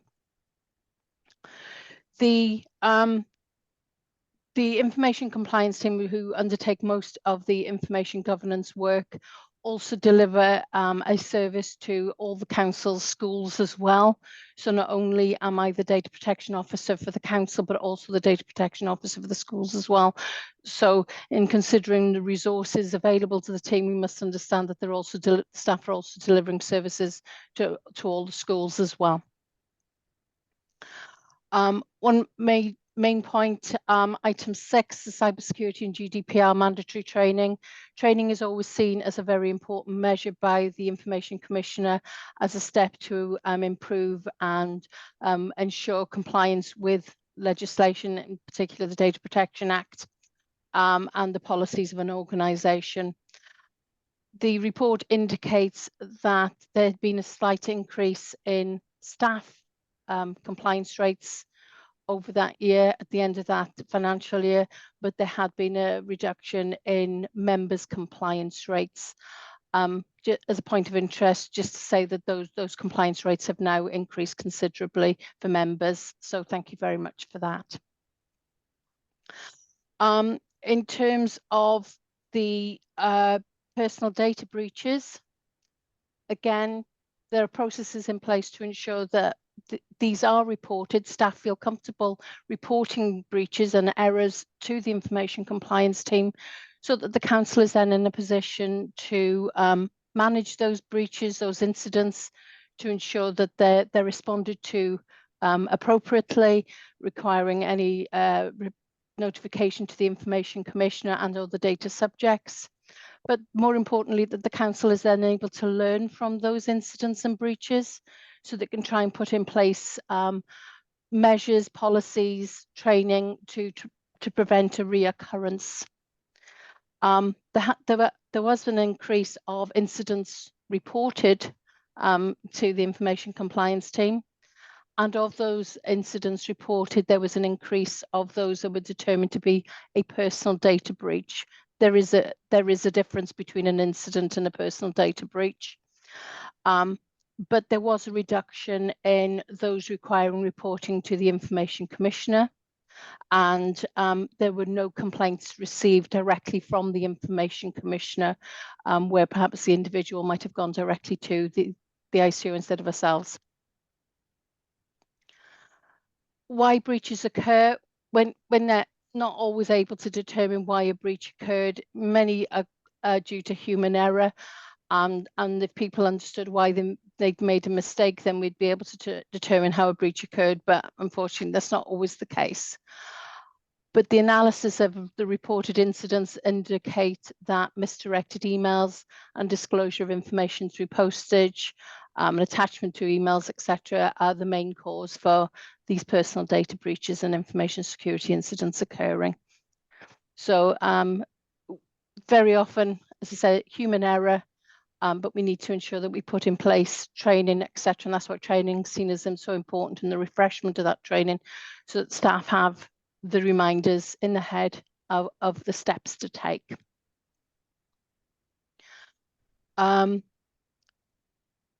The Information Commissioner has taken no regulatory action against Powys County Council for any non-compliance of data protection issues within that year, though they have provided a number of recommendations for the council to consider and implement to try and prevent further breaches. Those recommendations are taken through on the regulatory tracker and are managed through that process, so that we're able to ensure the ICO we have a similar incident, that the recommendations that they put in place have been properly considered and implemented where required. Information requests. There was a slight decrease that year for information requests coming in. So these are the requests made through the Freedom of Information Act, the Environmental Information Regs, and the subject access requests made under data protection legislation. There's also been a slight decrease in the compliance rates for that year. And some of the reasons for non-compliance rates could be delays with the services being providing the team with the information that's required to deliver the response. And that's predominantly one of the reasons for non-compliance. Others can be large, complex requests which require an inordinate amount of time from the team to be able to respond to. And as you're aware, timescales for information requests are quite tight, 20 working days, and for subject access requests, 1 calendar month. Okay. The report indicates an additional member of staff was to be recruited to assist with subject access requests, which have been a cause of concern since GDPR came in 2018, and that officer is now in post through this year. There were a number of complaints in relation to the council's handling of information requests, and a number of those went through again to the Information Commissioner's office, but no action was taken by the Information Commissioner, and in some cases they subsequently found in favour of our decision not to uphold the complaint that was made to us. So in conclusion, there is a partial assurance given as to the council's arrangements for its information governance practices. This is in relation to some elements particularly need more work. Our subject access requests are a point of concern in terms of our compliance rates, and it must be understood that these subject access requests are not simple. It's not just a case of removing somebody's name from a document. It's the context sometimes of another person's involvement, and sometimes where a request can be 18 years worth of somebody's information. So trying to get those done within a calendar month can be very unlikely we can meet those timescales in amongst the other work that the information compliance team do. In terms of planned activity to try and improve the assurance we can give, the report refers to the recruitment of an additional information compliance officer. That person's now in post, but it takes time to develop knowledge and skills of 3 complex pieces of legislation. A management of electronic information officer is now in post, and they have a programme of work that has been agreed by the Corporate Information Governance Group, and this too will take time. It's not a quick response to some of the issues that we've trying to address. But they'll take time working with the service areas as to how information is managed, working with the IT teams to be at the conduit between an IT solution and how information is managed within those solutions, developing frameworks as to how we manage our information, which then helps building to other information governance activities and elements, such as identifying and mitigating information risk, improving our records of processing activities, which is a requirement of data protection legislation, and supporting myself in being able to then identify and undertake data protection audits throughout the organisations, both the council and the schools. And we're looking to develop an information request app, which will provide services with real-time information as to the information requests that are there with their services. So those are matters that were planned for the next couple of years. Thank you. Thanks very much, Helen. So I think it's important that the committee note what Helen said and what is in paragraph 10.3, that there is only a partial assurance in this space. One of the questions I had was about the plan. The paper talks about the plan being the plan being 21-23. And so we're already pushing halfway through 2024. So, and it would be interesting to know, but I'll bring colleagues in first, when the 23-25 plan will be implemented. And I guess the pointed question I have for you, Helen, is the team resourced adequately to fulfil the statutory responsibilities of the local authority? Okay, I'll take the question in respect of the IMAG plan, the Information Management Assurance Governance Plan first. The 23-25 plan has been agreed by the Corporate Information Governance Group in March of this year. So sorry, March of 23. Sorry, I'm getting myself confused now.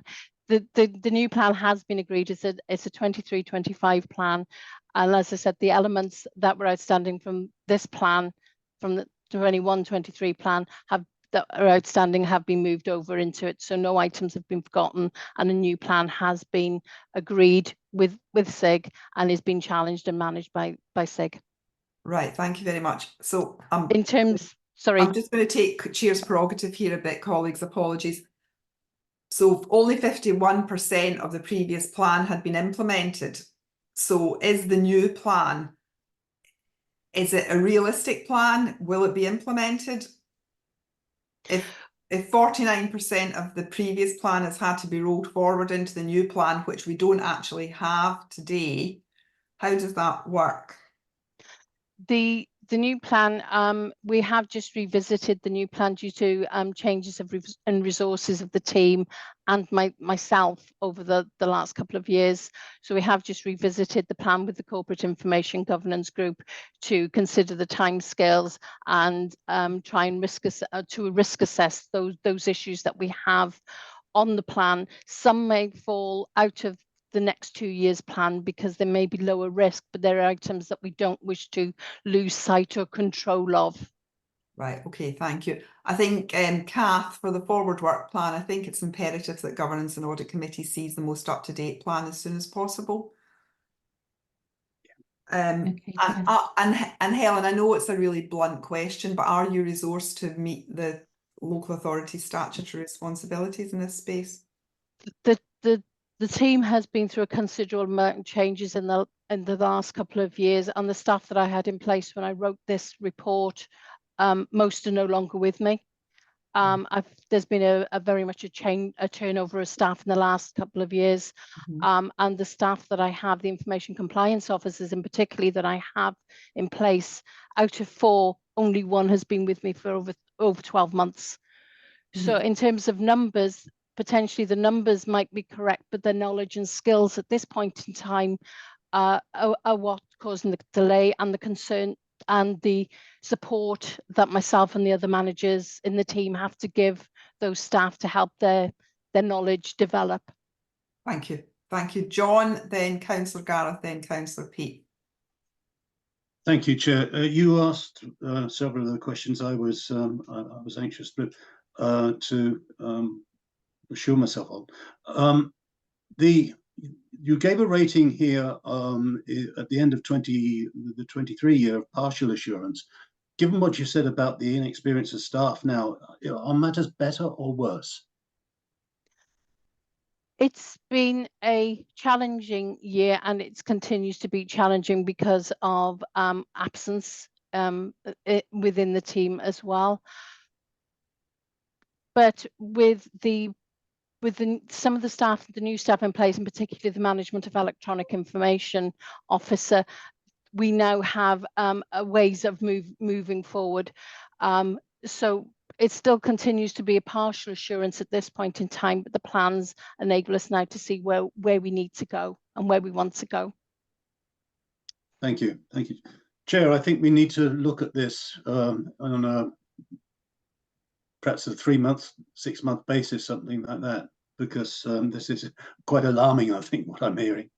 Certainly more regularly. Thank you, John. Thank you, Helen. Councillor Gareth. Yeah, thank you, Helen. Please, I got some just general questions really that I think will obviously reading through the report. Just a couple of things come to my mind, just regarding like the equise. Sorry, do you want to take someone else? I'll just. Well, we'll bring in Pete, and we'll come back to you, Gareth. Yeah, thanks, Chair. I won't go back over the staffing points, Chair, because I think you've raised most of those for me. I think the only comment I would say on there is I do understand, Helen, the issue around staff, and you've been helping me with a particular case, so I do get that. But I guess 30 days for me does seem quite a long time, and I think especially on the SARS, missing that deadline should really be the exception rather than the rule. So I do think you're right to focus on the staff there. I guess just the other bit off the back of that, I think I do understand there is legislation if we write to the person who's put in a subject access request that we can extend that 30-day deadline. So are we geared up again in terms of staff there to get the right communications out to the public when we can't actually meet the 30-day deadline? The 30-day deadline is a requirement under the Data Protection Act. We can only extend for another 2 months if the request is considered complex. Volume doesn't come into that, it's complexity. The problem being is that with new staff and inexperienced staff trying to handle these requests, they sometimes miss that they can push for that extension and inform that extension. So that's something that I've been working with the team just so that they understand they're continually checking the request to see if they can apply that exemption if that becomes relevant, which will obviously, it won't improve the time in which the person gets their response, but the compliance rates could be affected by that, yes. Yeah, no, I get that. Yeah, and I think that would just be good for the member of public to be kept informed of that, to actually set their expectations as well. Yeah, that was part of the work that I did with the team as well, is by communicating with our requesters. Thank you. Thanks, Chair. Thank you very much, Pete. I'm going to bring in Councillor Gareth and then Councillor Chris, but I'm going to just steal Chair's prerogative for a minute. Your staff, Helen, I mean, this might sound really processy and really boring, but I have a civil service background, so I'm quite into processy and boring. So do I. Do the staff have like basic desk instructions or a standard operating procedure? You know, like picking up Councillor Pete's point about you know, in terms of triggering the 2-month extension kind of thing, do the staff have here's, you know, a process document, this is how you do it, you go from, you know, A to B to C to D, and you get your boss to quality assure this bit, you know, do those basic standard operating procedure documents exist? Yes, they do. We work from process maps. We work from training, regular inbox meetings, so that we know what's going on.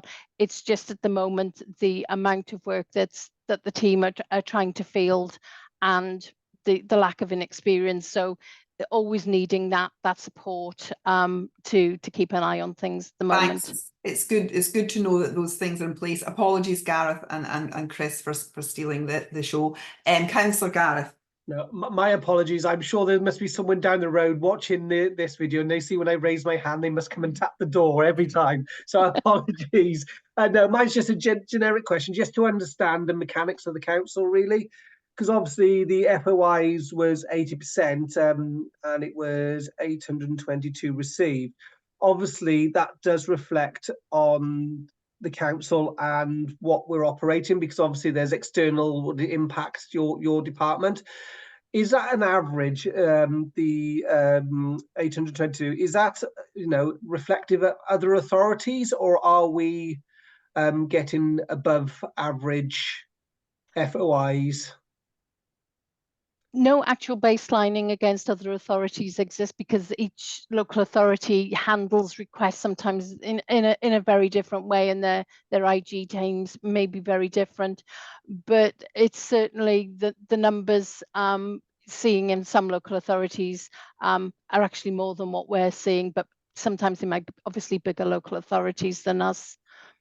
Yeah, thank you. Yeah, because I just know what we with the Band of Bacaniog with the name it increased our impact on us on the FOI request. So obviously, if there are things we're doing as a council and we're not communicating in a way that that can cause us. So I'm pleased to hear that's so. The other one was around Appendix 2, the number of incidents. It would be helpful just to understand the number of overall correspondence. I know you can't do that, but I think it would be helpful as a committee to understand, because like Children's Services, 84 of what? 1,000, 10,000, 50,000, it will make a big difference. So I'm just wondering, are there areas that have above average issues to the number of correspondence they have? I'm just wondering, you may not be able to have that data, it's just perhaps me being a little bit reading into it a little bit too much, but just trying to understand the baseline of the authority, and have we got areas that need increased training? Because like I say, 84, if it's a 50,000, it's 0.000 what percent it is. But if it's you've got 100 of 10,000, it makes a difference. Yeah, I understand the point you're trying to make, Councillor Ratcliffe. Sorry. Yes, we did do some work, and we had started doing some work in considering the amount or the volume of emails, not potentially breaking it down into service area, because that could be quite resource intensive on the IT department, but trying to work out the amount of emails that we issue in a year, and then considering how many of those are reported then as perhaps being misdirected, and trying to get a sense check of the volume and the impact that is then having. Yeah, thank you for that. I just understand, from my perspective of how many emails as a councillor I receive. I dread to think how many officers receive. So thank you for that. Thank you, Councillor Gareth, for your questions. I'm going to bring in Councillor Chris, and then I'll give Clive the last word on this item. And then we need to have a chat about how we're going to manage the rest of the agenda, given that, strictly speaking, we only have half an hour left. Chris. Thank you, Chair. I'll try and be as brief, but Helen, thank you very much for the report. Obviously, issues regarding GDPR and cybersecurity are really critical to the organisation and becoming a real risk area for lots of organisations. On page 99 of your report, there was some tables regarding compliance with mandatory training around cybersecurity and GDPR, and I see that there is a gap between on there, I think it's 70% in the one column, where our target is 81%. What's the reason of why we keep on failing to be able to deliver on that mandatory training and getting people through it, because most mistakes happen when people don't have the awareness of, don't click on this email link, don't go and share that information. And the only way you can get that to people is through training and making them aware, so that they do stop and don't act in an emotional way of just clicking on it, because that's what they've always done. And is there any specific areas of the organisation that are not complying with this because they don't see it as being as significant risk to them because of the type of activities that they do? They're not based in an office, they're based out in an open environment, but may have access to computer systems from time to time to either order stuff or that on there. I just want to get a feel of your perspectives moving forward in relation to some of your commentary that you've made about your work programme and how things have had to roll over. Chair, perhaps I could respond to that. Thanks, Councillor Chris. Is really important question. But to add a bit of context, the fact that it suggests that members have been that officers have been trained. This is remember that this is refresher training, so it's not that 30% of staff have never been trained. This is probably there'll be a high percentage of that haven't had the refresher training. That doesn't mean that it's not good that they haven't had the refresher training, and I have to say to you, the chief executive has made it clear that mandatory is mandatory. So I think that going forward, that you will see that we will be meeting our requirements for the mandatory training, and it's really important that we do so. It's reflective, I suspect, of how busy we are, but still we have to make time to do what is mandatory. So I hope that sort of answers that question for you, Councillor Chris. It does, in part. But I don't know that based on those tables. I just see one clear figure. Yeah. So if I take that one particular table, I mean, obviously within members, it's slightly different, but there's on this slight improvements on the. But of that 81% that our target is, how many of them have actually done? You know, cybersecurity and GDPR compliance. So it just raises more questions for me, but I'll stop there, Chair, because of time.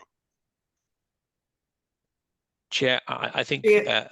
Clive, last word briefly, please. Thank you. Very briefly, Chair. Insofar as the report for next year is concerned, we'll do the figures differently for you, Councillor Chris, so that you understand that better. So we'll certainly do that. And I was just going to thank Helen and all her team for doing the task in a really difficult situation. It's almost a thankless task, and we, like all other local authorities, have difficulty in dealing with it, and we're doing the best. So my thanks for the team, and I won't take any more time, Chair.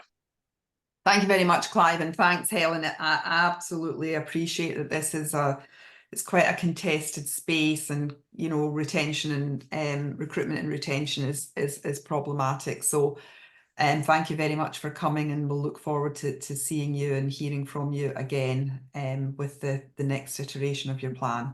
So thank you very much. Okay, I'm going to pause, colleagues. We've got less than half an hour, strictly speaking, and we've actually still got a very full agenda, which I think underscores the importance of what's been in the agenda today. I'm looking to Kath for a bit of guidance, and I guess the first question is, are colleagues available to stay perhaps until 1 o'clock? And if we could manage till 1 o'clock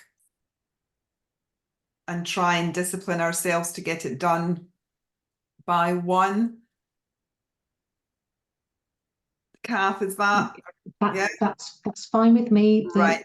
Okay, because I think it's really important that we give due respect to the 2 deep dive items, because colleagues put a lot of effort into that work, and we really need to move to the exempt items. I'm going to suggest that we try to move to the exempt items by 20 to 1 at the latest, preferably earlier than that.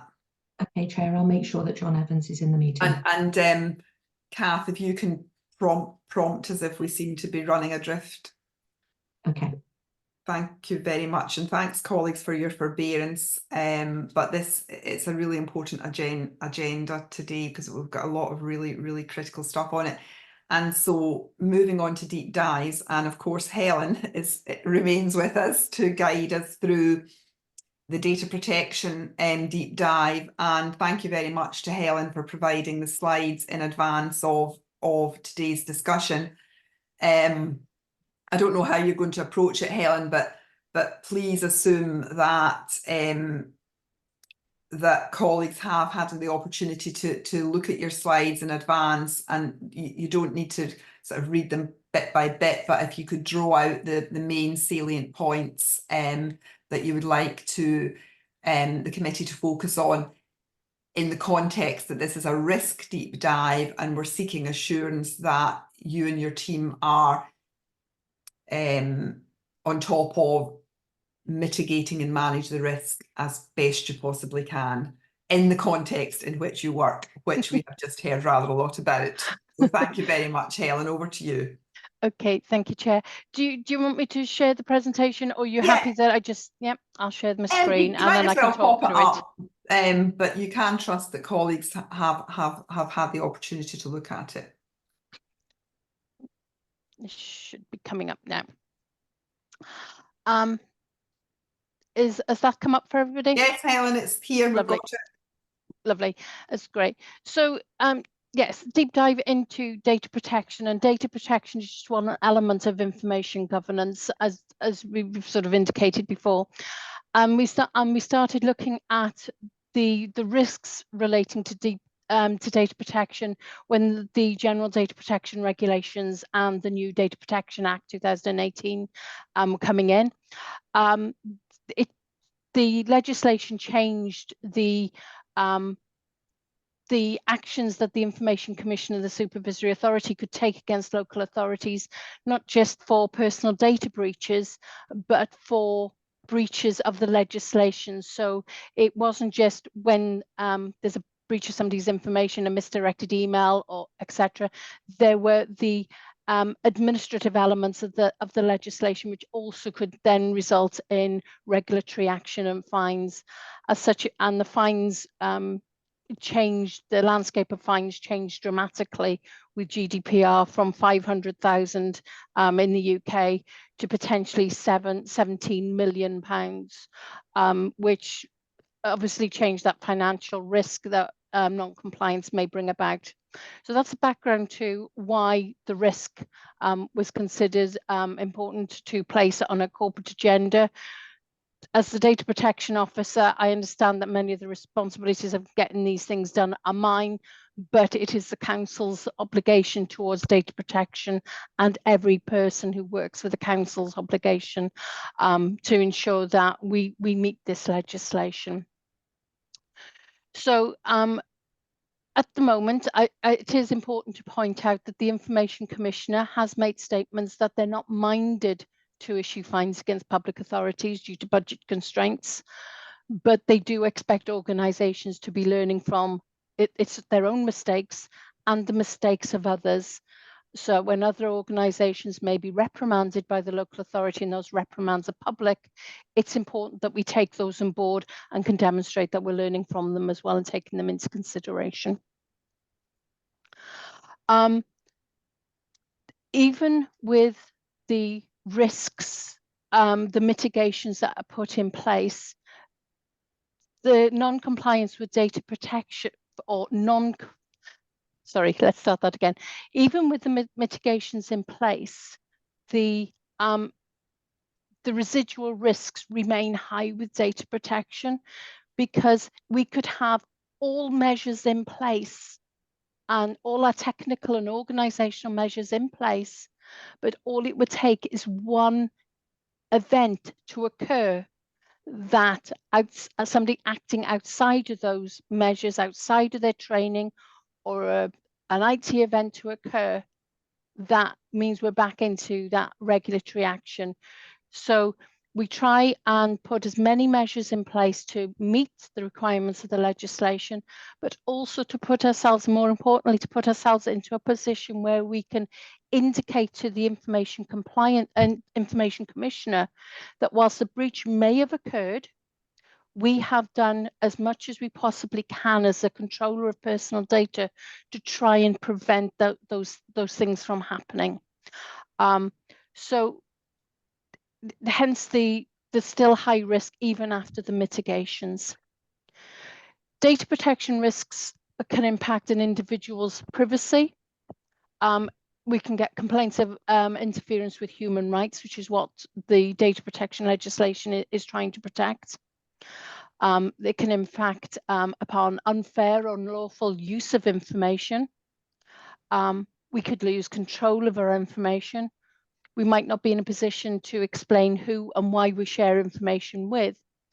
So all those things can impact on an individual and can then impact on the organisation in terms of fines, regulatory action, enforcement orders, and the council has been subject to an enforcement order and has been for many years in respect of its training. And we need to be in a position where we can demonstrate that we're, as much as we possibly can, we're trying to comply with the legislation. So there are a number of mitigations, some still in progress, and such as a review of postal checking regimes. That was something that the Information Commissioner was concerned about some years ago. We've had the postal checking regimes in place. Now it's time to review them. Are they working properly? Are they still working properly? So it's not a case of just implementing something, it's ensuring that we understand how they're still working, etc. Information asset registers and the development of internal controls.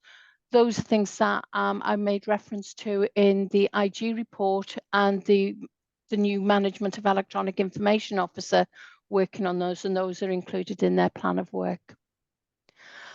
Some controls are in place, obviously, staff training, policies and procedures, personal data breach management, impact assessments, etc. But it's not a case of once they're in, we still have to maintain and keep a watch and ensure that they're working properly. So in conclusion, the remaining risk is still high due to the potential for controls, measures and advice not being adhered to. Evidence of the controls having been in progress of the implementation place the council in an improved position of demonstrating as a controller personal data that is appropriately managed the risks, and that's what we're trying to achieve through this risk. So thank you, Chair. Thank you very much, Helen, and thank you for walking us through the slides in that really focused way. Much appreciated. I'll ask colleagues if they have any particular questions or further assurances that they would wish to explore with you as to your management of this risk. Councillor Pete. Yeah, thanks, Chair. Sorry, I'm not sure if it's one for Helen or maybe one for the risk manager. I was just musing on what Helen was saying about addressing the risk, because I guess for me is if you've got all the controls in place that you can possibly think of, blah blah blah blah blah, then you've reduced the the impact or the occurrence of that risk actually crystallising. So you've really done as much as you can to stop it crystallising. But I think the way that you were saying, Helen, is even if you've done all of that, and I do accept it, you can't accept somebody, you can't mitigate for somebody not doing what they're told. But I'm not sure if that's the right way of measuring the risk, if that makes sense. I take on board, and I've sort of made these comments previously, is that with every control in place, something can still go wrong, and we might not suffer any regulatory action from the Information Commissioner because they may be accepting of our mitigations, our controls in place that should have prevented something from happening, but it doesn't prevent the impact on the data subject and the individuals themselves, and potentially the council's reputation either, because use of social media, the press, etc., might pick up on the incident that's occurred. So whilst the regulatory action, and we're always trying to ensure that we don't suffer any regulatory action, there is still an impact, and potentially a very high impact, on data subjects, and that impact could be dependent on what the volume and even the sensitivity of the information disclosed. It could be a simple misdirected email can have major consequences for a data subject, or it could be, you know, thousands of people's information is affected. We just don't know what will happen.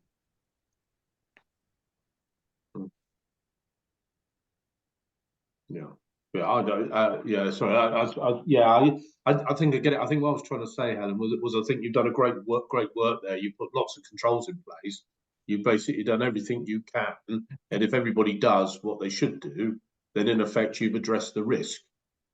So I think you've addressed that risk, but then we've got another risk of people not doing what they're told across the board. Yeah. Yeah. So, yeah. Yeah, I suppose as well, it's people are under pressure and they're busy, and I'm not making excuses, but you know, the real world kicks into these things, and where there are third parties and external parties involved as well, they get cleverer and cleverer and cleverer. So it's that kind of trying to keep ahead of the game in terms of your mitigation and management. Chris, Councillor Chris, I can see you want to come in. Yeah, just very briefly. I mean, I think you mentioned in the previous discussion that you had an additional post that has come into place, and I think you mentioned that for this year, I made a note of it on the. Is any of your staff that you've got, are they on fixed term contracts or on permanent longer term contracts? Because obviously if you're investing in training people up to address some of these risks, and you've highlighted that they need to build up that knowledge base, we build it up and then they are on a fixed term contract and they go, we've then lost that knowledge base to another organisation or to a different team or department, but then you've got to start all over again. So yeah, I just wanted to understand that in relation to these ongoing risks, because my question would be is what single action would you want from this committee to help reduce some of those inherent and long-standing risks? Yeah, thank you, Councillor Walsh. All the team, the information compliance team, all staff are permanent. We've seen that those posts are required, and it would be a greater risk for them to be fixed term contract. I've currently got one officer acting up because of an absence in the team as well. So that's currently how important we see that. Training is a matter being addressed, but to send staff who are very new on some very detailed training courses can sometimes be counterproductive, as well as it can be a bit frightening when people are throwing legislation at them as well. So we try and sort of build them in slowly and just take it, you know, one step at a time. In terms of what am I looking for from the corporate governance committee, it's an understanding that this isn't just the information compliance team, that the whole organisation has a responsibility to ensuring that the issues that we're talking about, the development of agreements, etc., are not just for the information compliance team to do. We support the services, but say, for example, information sharing protocols to ensure that there's a clear understanding of what is going on with another organisation. Unless the information compliance team understand and know what's going on, we may not even be involved in those processes. So it's about the whole organisation understanding these, and that's why training is so important. So it's support in getting that message out more than anything. Thank you. Thank you very much. Thanks, Helen. I think that's a really helpful place to stop. Whole organisation responsibility. So thank you very much. I'll move us on to the second deep dive, which is the cybersecurity threat. So different but not unrelated. And I'll welcome Julie Davis into our meeting. And Julie, if you could give us a brief run through your approach to managing and mitigating cybersecurity threats. Over to you. Okay, thank you very much. I'll just introduce myself. I'm Julie Davis. I'm the Cybersecurity Manager within the IT Centre. I must offer my apologies that I didn't share the presentation with you beforehand, but I can certainly share it after. So I will share my screen and just walk you through it, if that's okay. Thank you very much. Can I just check that you can see it okay? No. Nope. No. Oh. I think it's coming, Julie. Yeah. Yep, we've got it, Julie. You're good to go. Yeah. Okay. So yeah, this obviously is a deep dive into the cybersecurity risk, and I shall walk you through some of the controls that we have in place. I'm just trying to move forward on my slides. So the risk as it stands at the moment, the inherent risk is a severe risk. The residual risk is slightly lower. Obviously, because of the control actions that we've got in place, it brings it down a little bit, just to a 12, but it is still a serious risk. We first raised it on the risk register, the corporate risk register, in 2013, I think, but it had been identified that cybersecurity was a risk prior to that, but it was formally raised on our risk register at that date. And it was just primarily because at that point in time, we were seeing quite a lot of cyber attacks on other local authorities and other organisations. And then particularly in 2017, when we had the NHS WannaCry disaster, that's when it kind of everything hit the press, and cybersecurity was really sort of acknowledged as being a significant threat to a lot of organisations. So we've assessed it on the risk register as a cyber attack would be likely to almost certain to occur if we didn't have any controls in place. Obviously, with a lot of the controls that we do have, we are reducing it a little bit. So at the moment, we're investing approximately just over £200,000 per year in the cybersecurity defence. So that covers the technical controls that we have in place, as well as the training that we undertake with all of our staff. But we're still realistic in realising that cyber threat is increasing globally. We're seeing more and more organisations who are undergoing cyber attacks daily, and if that did happen to us, then obviously the impact would still be a major impact. So that, I think, is why our risk is still remaining quite high. Some of the impacts of cybercrime on business is that there's obviously going to be significant financial impact to recovery, depending on what the cyber issue is. There's a lot of time and effort and recovery costs involved. Loyalty and trust in all of our service users and our customers would be impacted. There's also the legal regulatory compliance and consequences that I think, obviously impacts on the data protection risk that we have. The operational disruption can't be sort of discounted too much, and the reputational damage to the council, if we did suffer a cyber attack, would be significant. It's also been acknowledged that staff themselves would be impacted if we had a cyber impact. The Redcar and Cleveland reported that quite a lot of their staff were suffering stress due to the cyber incident that they suffered, not being able to undertake their daily duties because they didn't have information systems available to them to do it. So there's a significant impact on staff.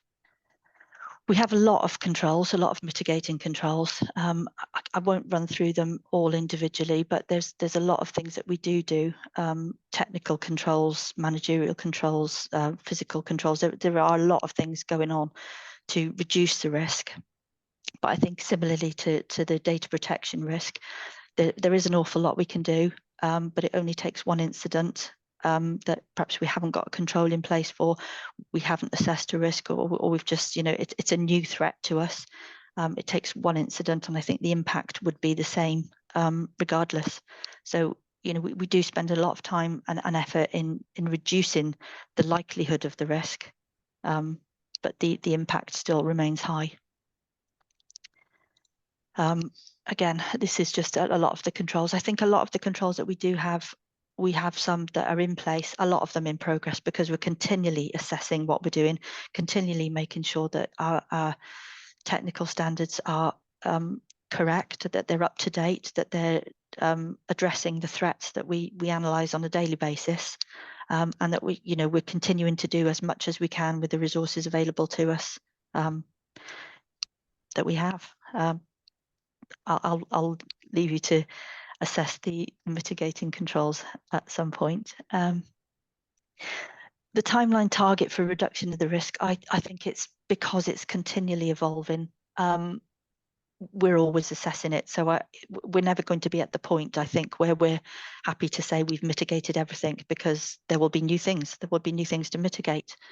I think what we have at the moment is having a good effect on our chances of reducing the likelihood of a cyber attack happening. But I think we have to be mindful that with the amount of cyber attacks that are in place at the moment, that at some point we will suffer a serious cyber attack, and you'll hear more about the recent cyber incident that we did have later.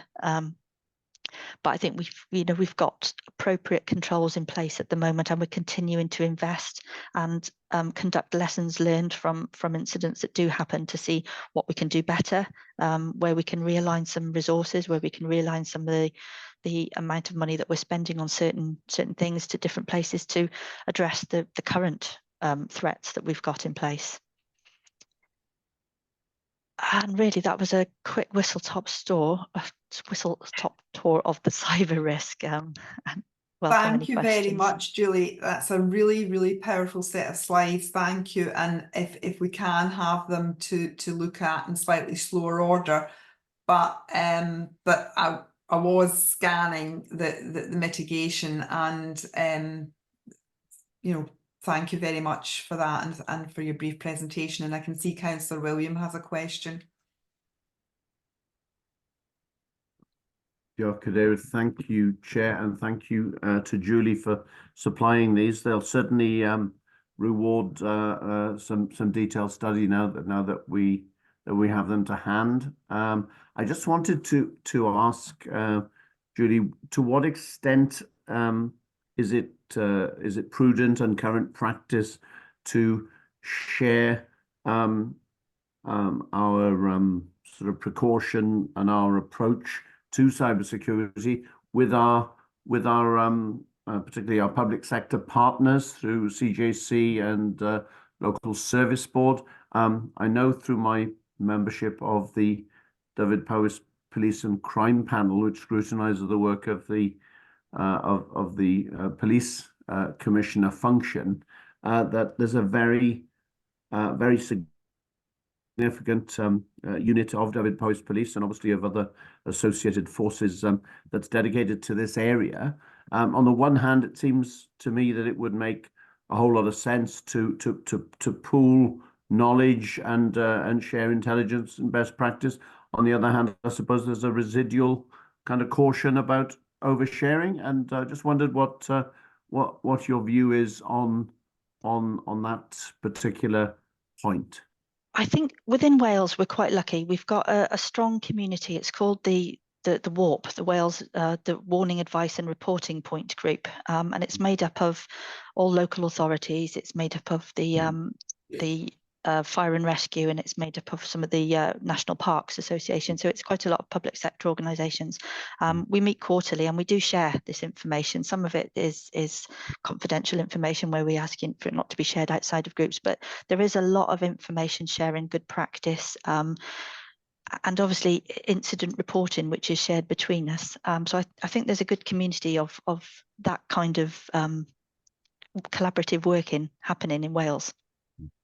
Yeah, thank you, Julie. Chair, could I ask a second question, if of course, go ahead. And that is, to what extent do short-term workers, contractors, agency staff, to what extent do they come up on your sort of assessment and risk register on this area because of the need for appropriate training, which obviously might not always be at the forefront of the minds if people are coming in to deliver a particular function for a short time and so on. I'm interested as to the level that you consider that to be a risk that we need to focus on. I think short-term and agency staff are subject to the same training and role-based restricted access that normal staff are. I think, you know, it's important that we consider their levels of knowledge and that we do train them to the same level as permanent staff. So I'm not aware that we've got a particular cybersecurity risk with temporary or short-term staff, but we do continue to ensure that they get the same level of training and receive the same awareness messages that that any staff do. Yeah, thank you, Julie. I know through my involvement and membership of the Bannybrycheiniog National Park quite how debilitating and devastating, as you referred to in your slide, cyber security issues can be, and so this is a very timely presentation. Thank you very much indeed. Thank you very much, Councillor William. Are there any further questions for Julie, please? If not, Julie, thank you very much for your slides.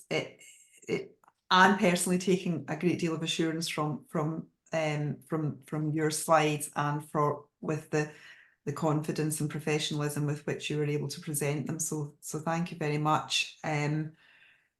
We will move on, and as you said, we will be coming to a related item in our closed session as well. So thank you very much, and you're welcome.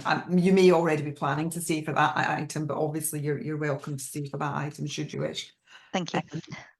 I'll move us on, colleagues, to items 10 and 11, which I'm sort of endeavouring to take together. Julie, can you take down your slides? I'm trying to. You're trying to, right? Okay, I'll just trust that you're trying to. Don't worry. Items 10 and 11, anti-money laundering policy and fraud prosecutions and sanctions policy. These are policy updates upon which there are no specific changes. So I am suggesting that the committee notes those policies and moves on unless there is anything in particular that somebody is really anxious about. Happy to note the policies, which are policy updates at 11 and 12. Thank you very much, everyone. And we'll move on to item 12, which is the Q3 Treasury Management Report. And James is with us to support Jane, or Jane is with James to support, well, I don't know who's supporting whom, but James is with us. So James, in traditional fashion, if you could focus us on the main headlines in your report, so that members can have the opportunity to ask some questions. And James obviously here as well in support. So James. Yeah, good afternoon, members. Very quickly, it's the usual report, just updated each quarter. So interest received at the end of Q3 stood at 900,000. There was a significant amount of reprofiling for the capital programme. So as at the end of Q3, it reduced down to 80 million from the 96 million reported in Q2, of which the amount that was to be funded from borrowing decreased from 42% to 36%. Obviously, the chart in 3.21 shows how the PWLB rates have changed during the year. They've increased and then fallen back slightly. We had to repay some borrowing in Q3. Further borrowing was due to be repaid in Q4, so we've had to take out some more short-term borrowing to refinance that debt. And it's not expected that any substantial borrowing would be required before the year end. And if that's the case, we would be likely to have less debt at the end of the year than we started with, which is there. The estimates for the financing cost and net revenue stream have been updated. Again, the sundry debt, that has fallen slightly in Q3 down to 11.6 million from 15 million. And the collection rates for council tax and NNDR are comparable to where they were last year. The VAT remains, unrecovered VAT remains at 69,000. That's a very similar figure to that at the end of Q2. And of that, potentially 58,000 could still be recovered. That was a very quick whistle-stop tour through the report. Any questions? Thank you very much, James. And it was a whistle-stop tour, but we are familiar with the format and the content of the report. But I will open this item up to any questions from members, because it is an important report. No specific questions. I see John's hand.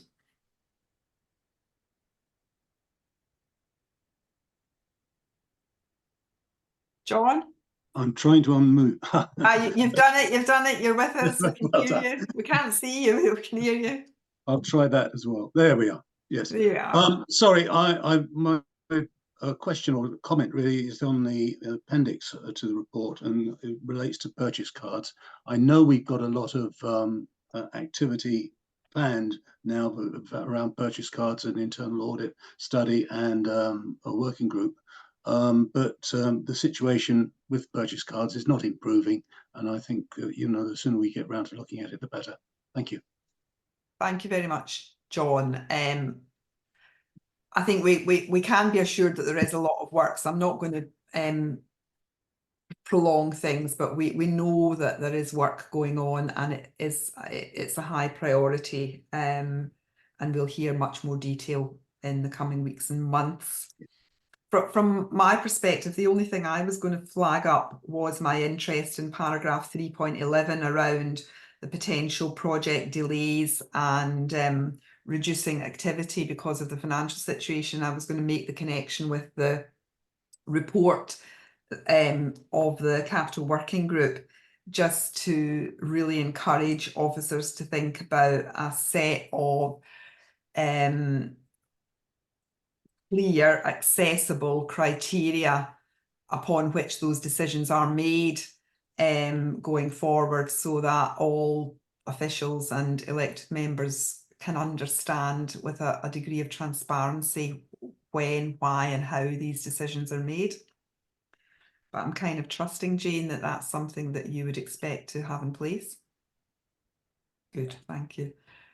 If there are no further questions on Q3 Treasury Management, I will move us on with my eye slightly in the clock, and thank you for colleagues for bearing with us and staying for an additional half hour. Working group item is mainly Gareth Hall, just to remind us about his working group's report and to give us any feedback on finance panel. Gareth, the floor is yours. Thanks, Chair. Yeah, just to pick out a couple of headlines. We, with the finance panel, we expressed our concerns about there only being a 5-year capital programme published. And we saw, and it's detailed in the report, the need for a longer time horizon with more dimensions to it. We've had detailed discussions with officers, and really we can understand why the Cabinet didn't want it to go beyond being a working document to one which was put in the public domain, because you haven't got the certainty around figures and they're projected into the future and they change, you can become a hostage to fortune and they can be used as a football. So that point's taken, but as a group, we want to take the assurances, and Jane can endorse this, about having this comprehensive information in a working document, which is updated on a regular basis and is very comprehensive. The other point, another couple of points. One is about, when we initiated this group, we had concerns about the costings for capital projects, particularly around schools. Digging deeper into this, we were advised of an independent assessment and benchmarking exercise, and the reasons why the costs were different in Powys, for example, over terrain, meeting new environmental standards, etc. And in fact, Powys's costings were in the upper decile on an all Wales basis. A word of warning, though, because of the good working relationship between officers of the council and the Welsh Government gave a lot of flexibility over the funding, but we cannot guarantee that will go into the future because of the issues, budgetary issues also facing the Welsh Government. There's a lot of good work going on about disposals of assets, taking on board the new working from home. A lot of good work going on in how this is disposed of, sharing accommodation, brokerage with other public bodies. The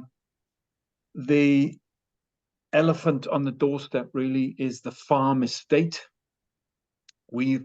As part of our engagement on this, we've worked with officers who have commissioned a separate study on this, and they've taken on board our recommendation, because there's a lot of emotion around this, and you can understand why Powys, being a rural county, is grounding whatever way forward is develops on the farm estate is one which is very much evidence-based, because I think there's a lot of mythology crept up. So they're getting a lot of core data about how successful the tenancies are. Do tenants progress after a certain time? Do they drop out of the system, et cetera, et cetera? So we've got a lot of recommendations there about a strategic approach. I think there's an appreciation the estate in its current form, because of the backlog of repairs, et cetera, is not sustainable in its current form. So what is the shape, size, location of the estate going forward? So hopefully the recommendations we put in this report can be taken on board by the work that officers are undertaking, so that they go to one which is more strategic rather than ad hoc. And we're not looking for a fire sale. That's the last thing we have on our minds. And I think the final point to make in all of this is how all this needs to fit into the work that's going on with Sustainable Powys.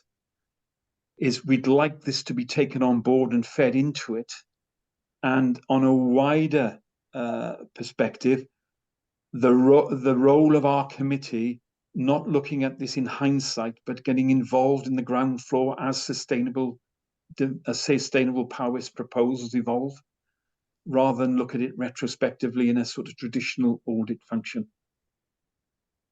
But final point, a lot of engagement with officers right across the council in this, and very, very beneficial to the work of the group. Thanks very much, Gareth, and thank you to you for your chairmanship and steering of the group. I mean, I think the report's a pretty splendid piece of work, which demonstrates the depth of analysis and the commitment that everyone's shown to the group. So are we content for the report with recommendations to go forward to Cabinet? Yeah? Show of hands? Yep. Thank you very much, Gareth. Thank you. Thanks, everyone. Thanks. Pete, were you going to just add a little bit to bring colleagues up to speed on where we are with setting up whistleblowing? Yeah, happy to do so, Chair. So yeah, we've just recently had our first meeting of the subcommittee looking at the whistleblowing. We reviewed our draft terms of reference, and really it's all full steam ahead for our next meeting now, which will focus on signing off those terms of reference, reviewing some draft fictitious cases, and sort of determining how we will assess those against the governance framework surrounding whistleblowing. So yeah, just a quick update there, Chair. Thank you very much, Councillor Peat. Thank you.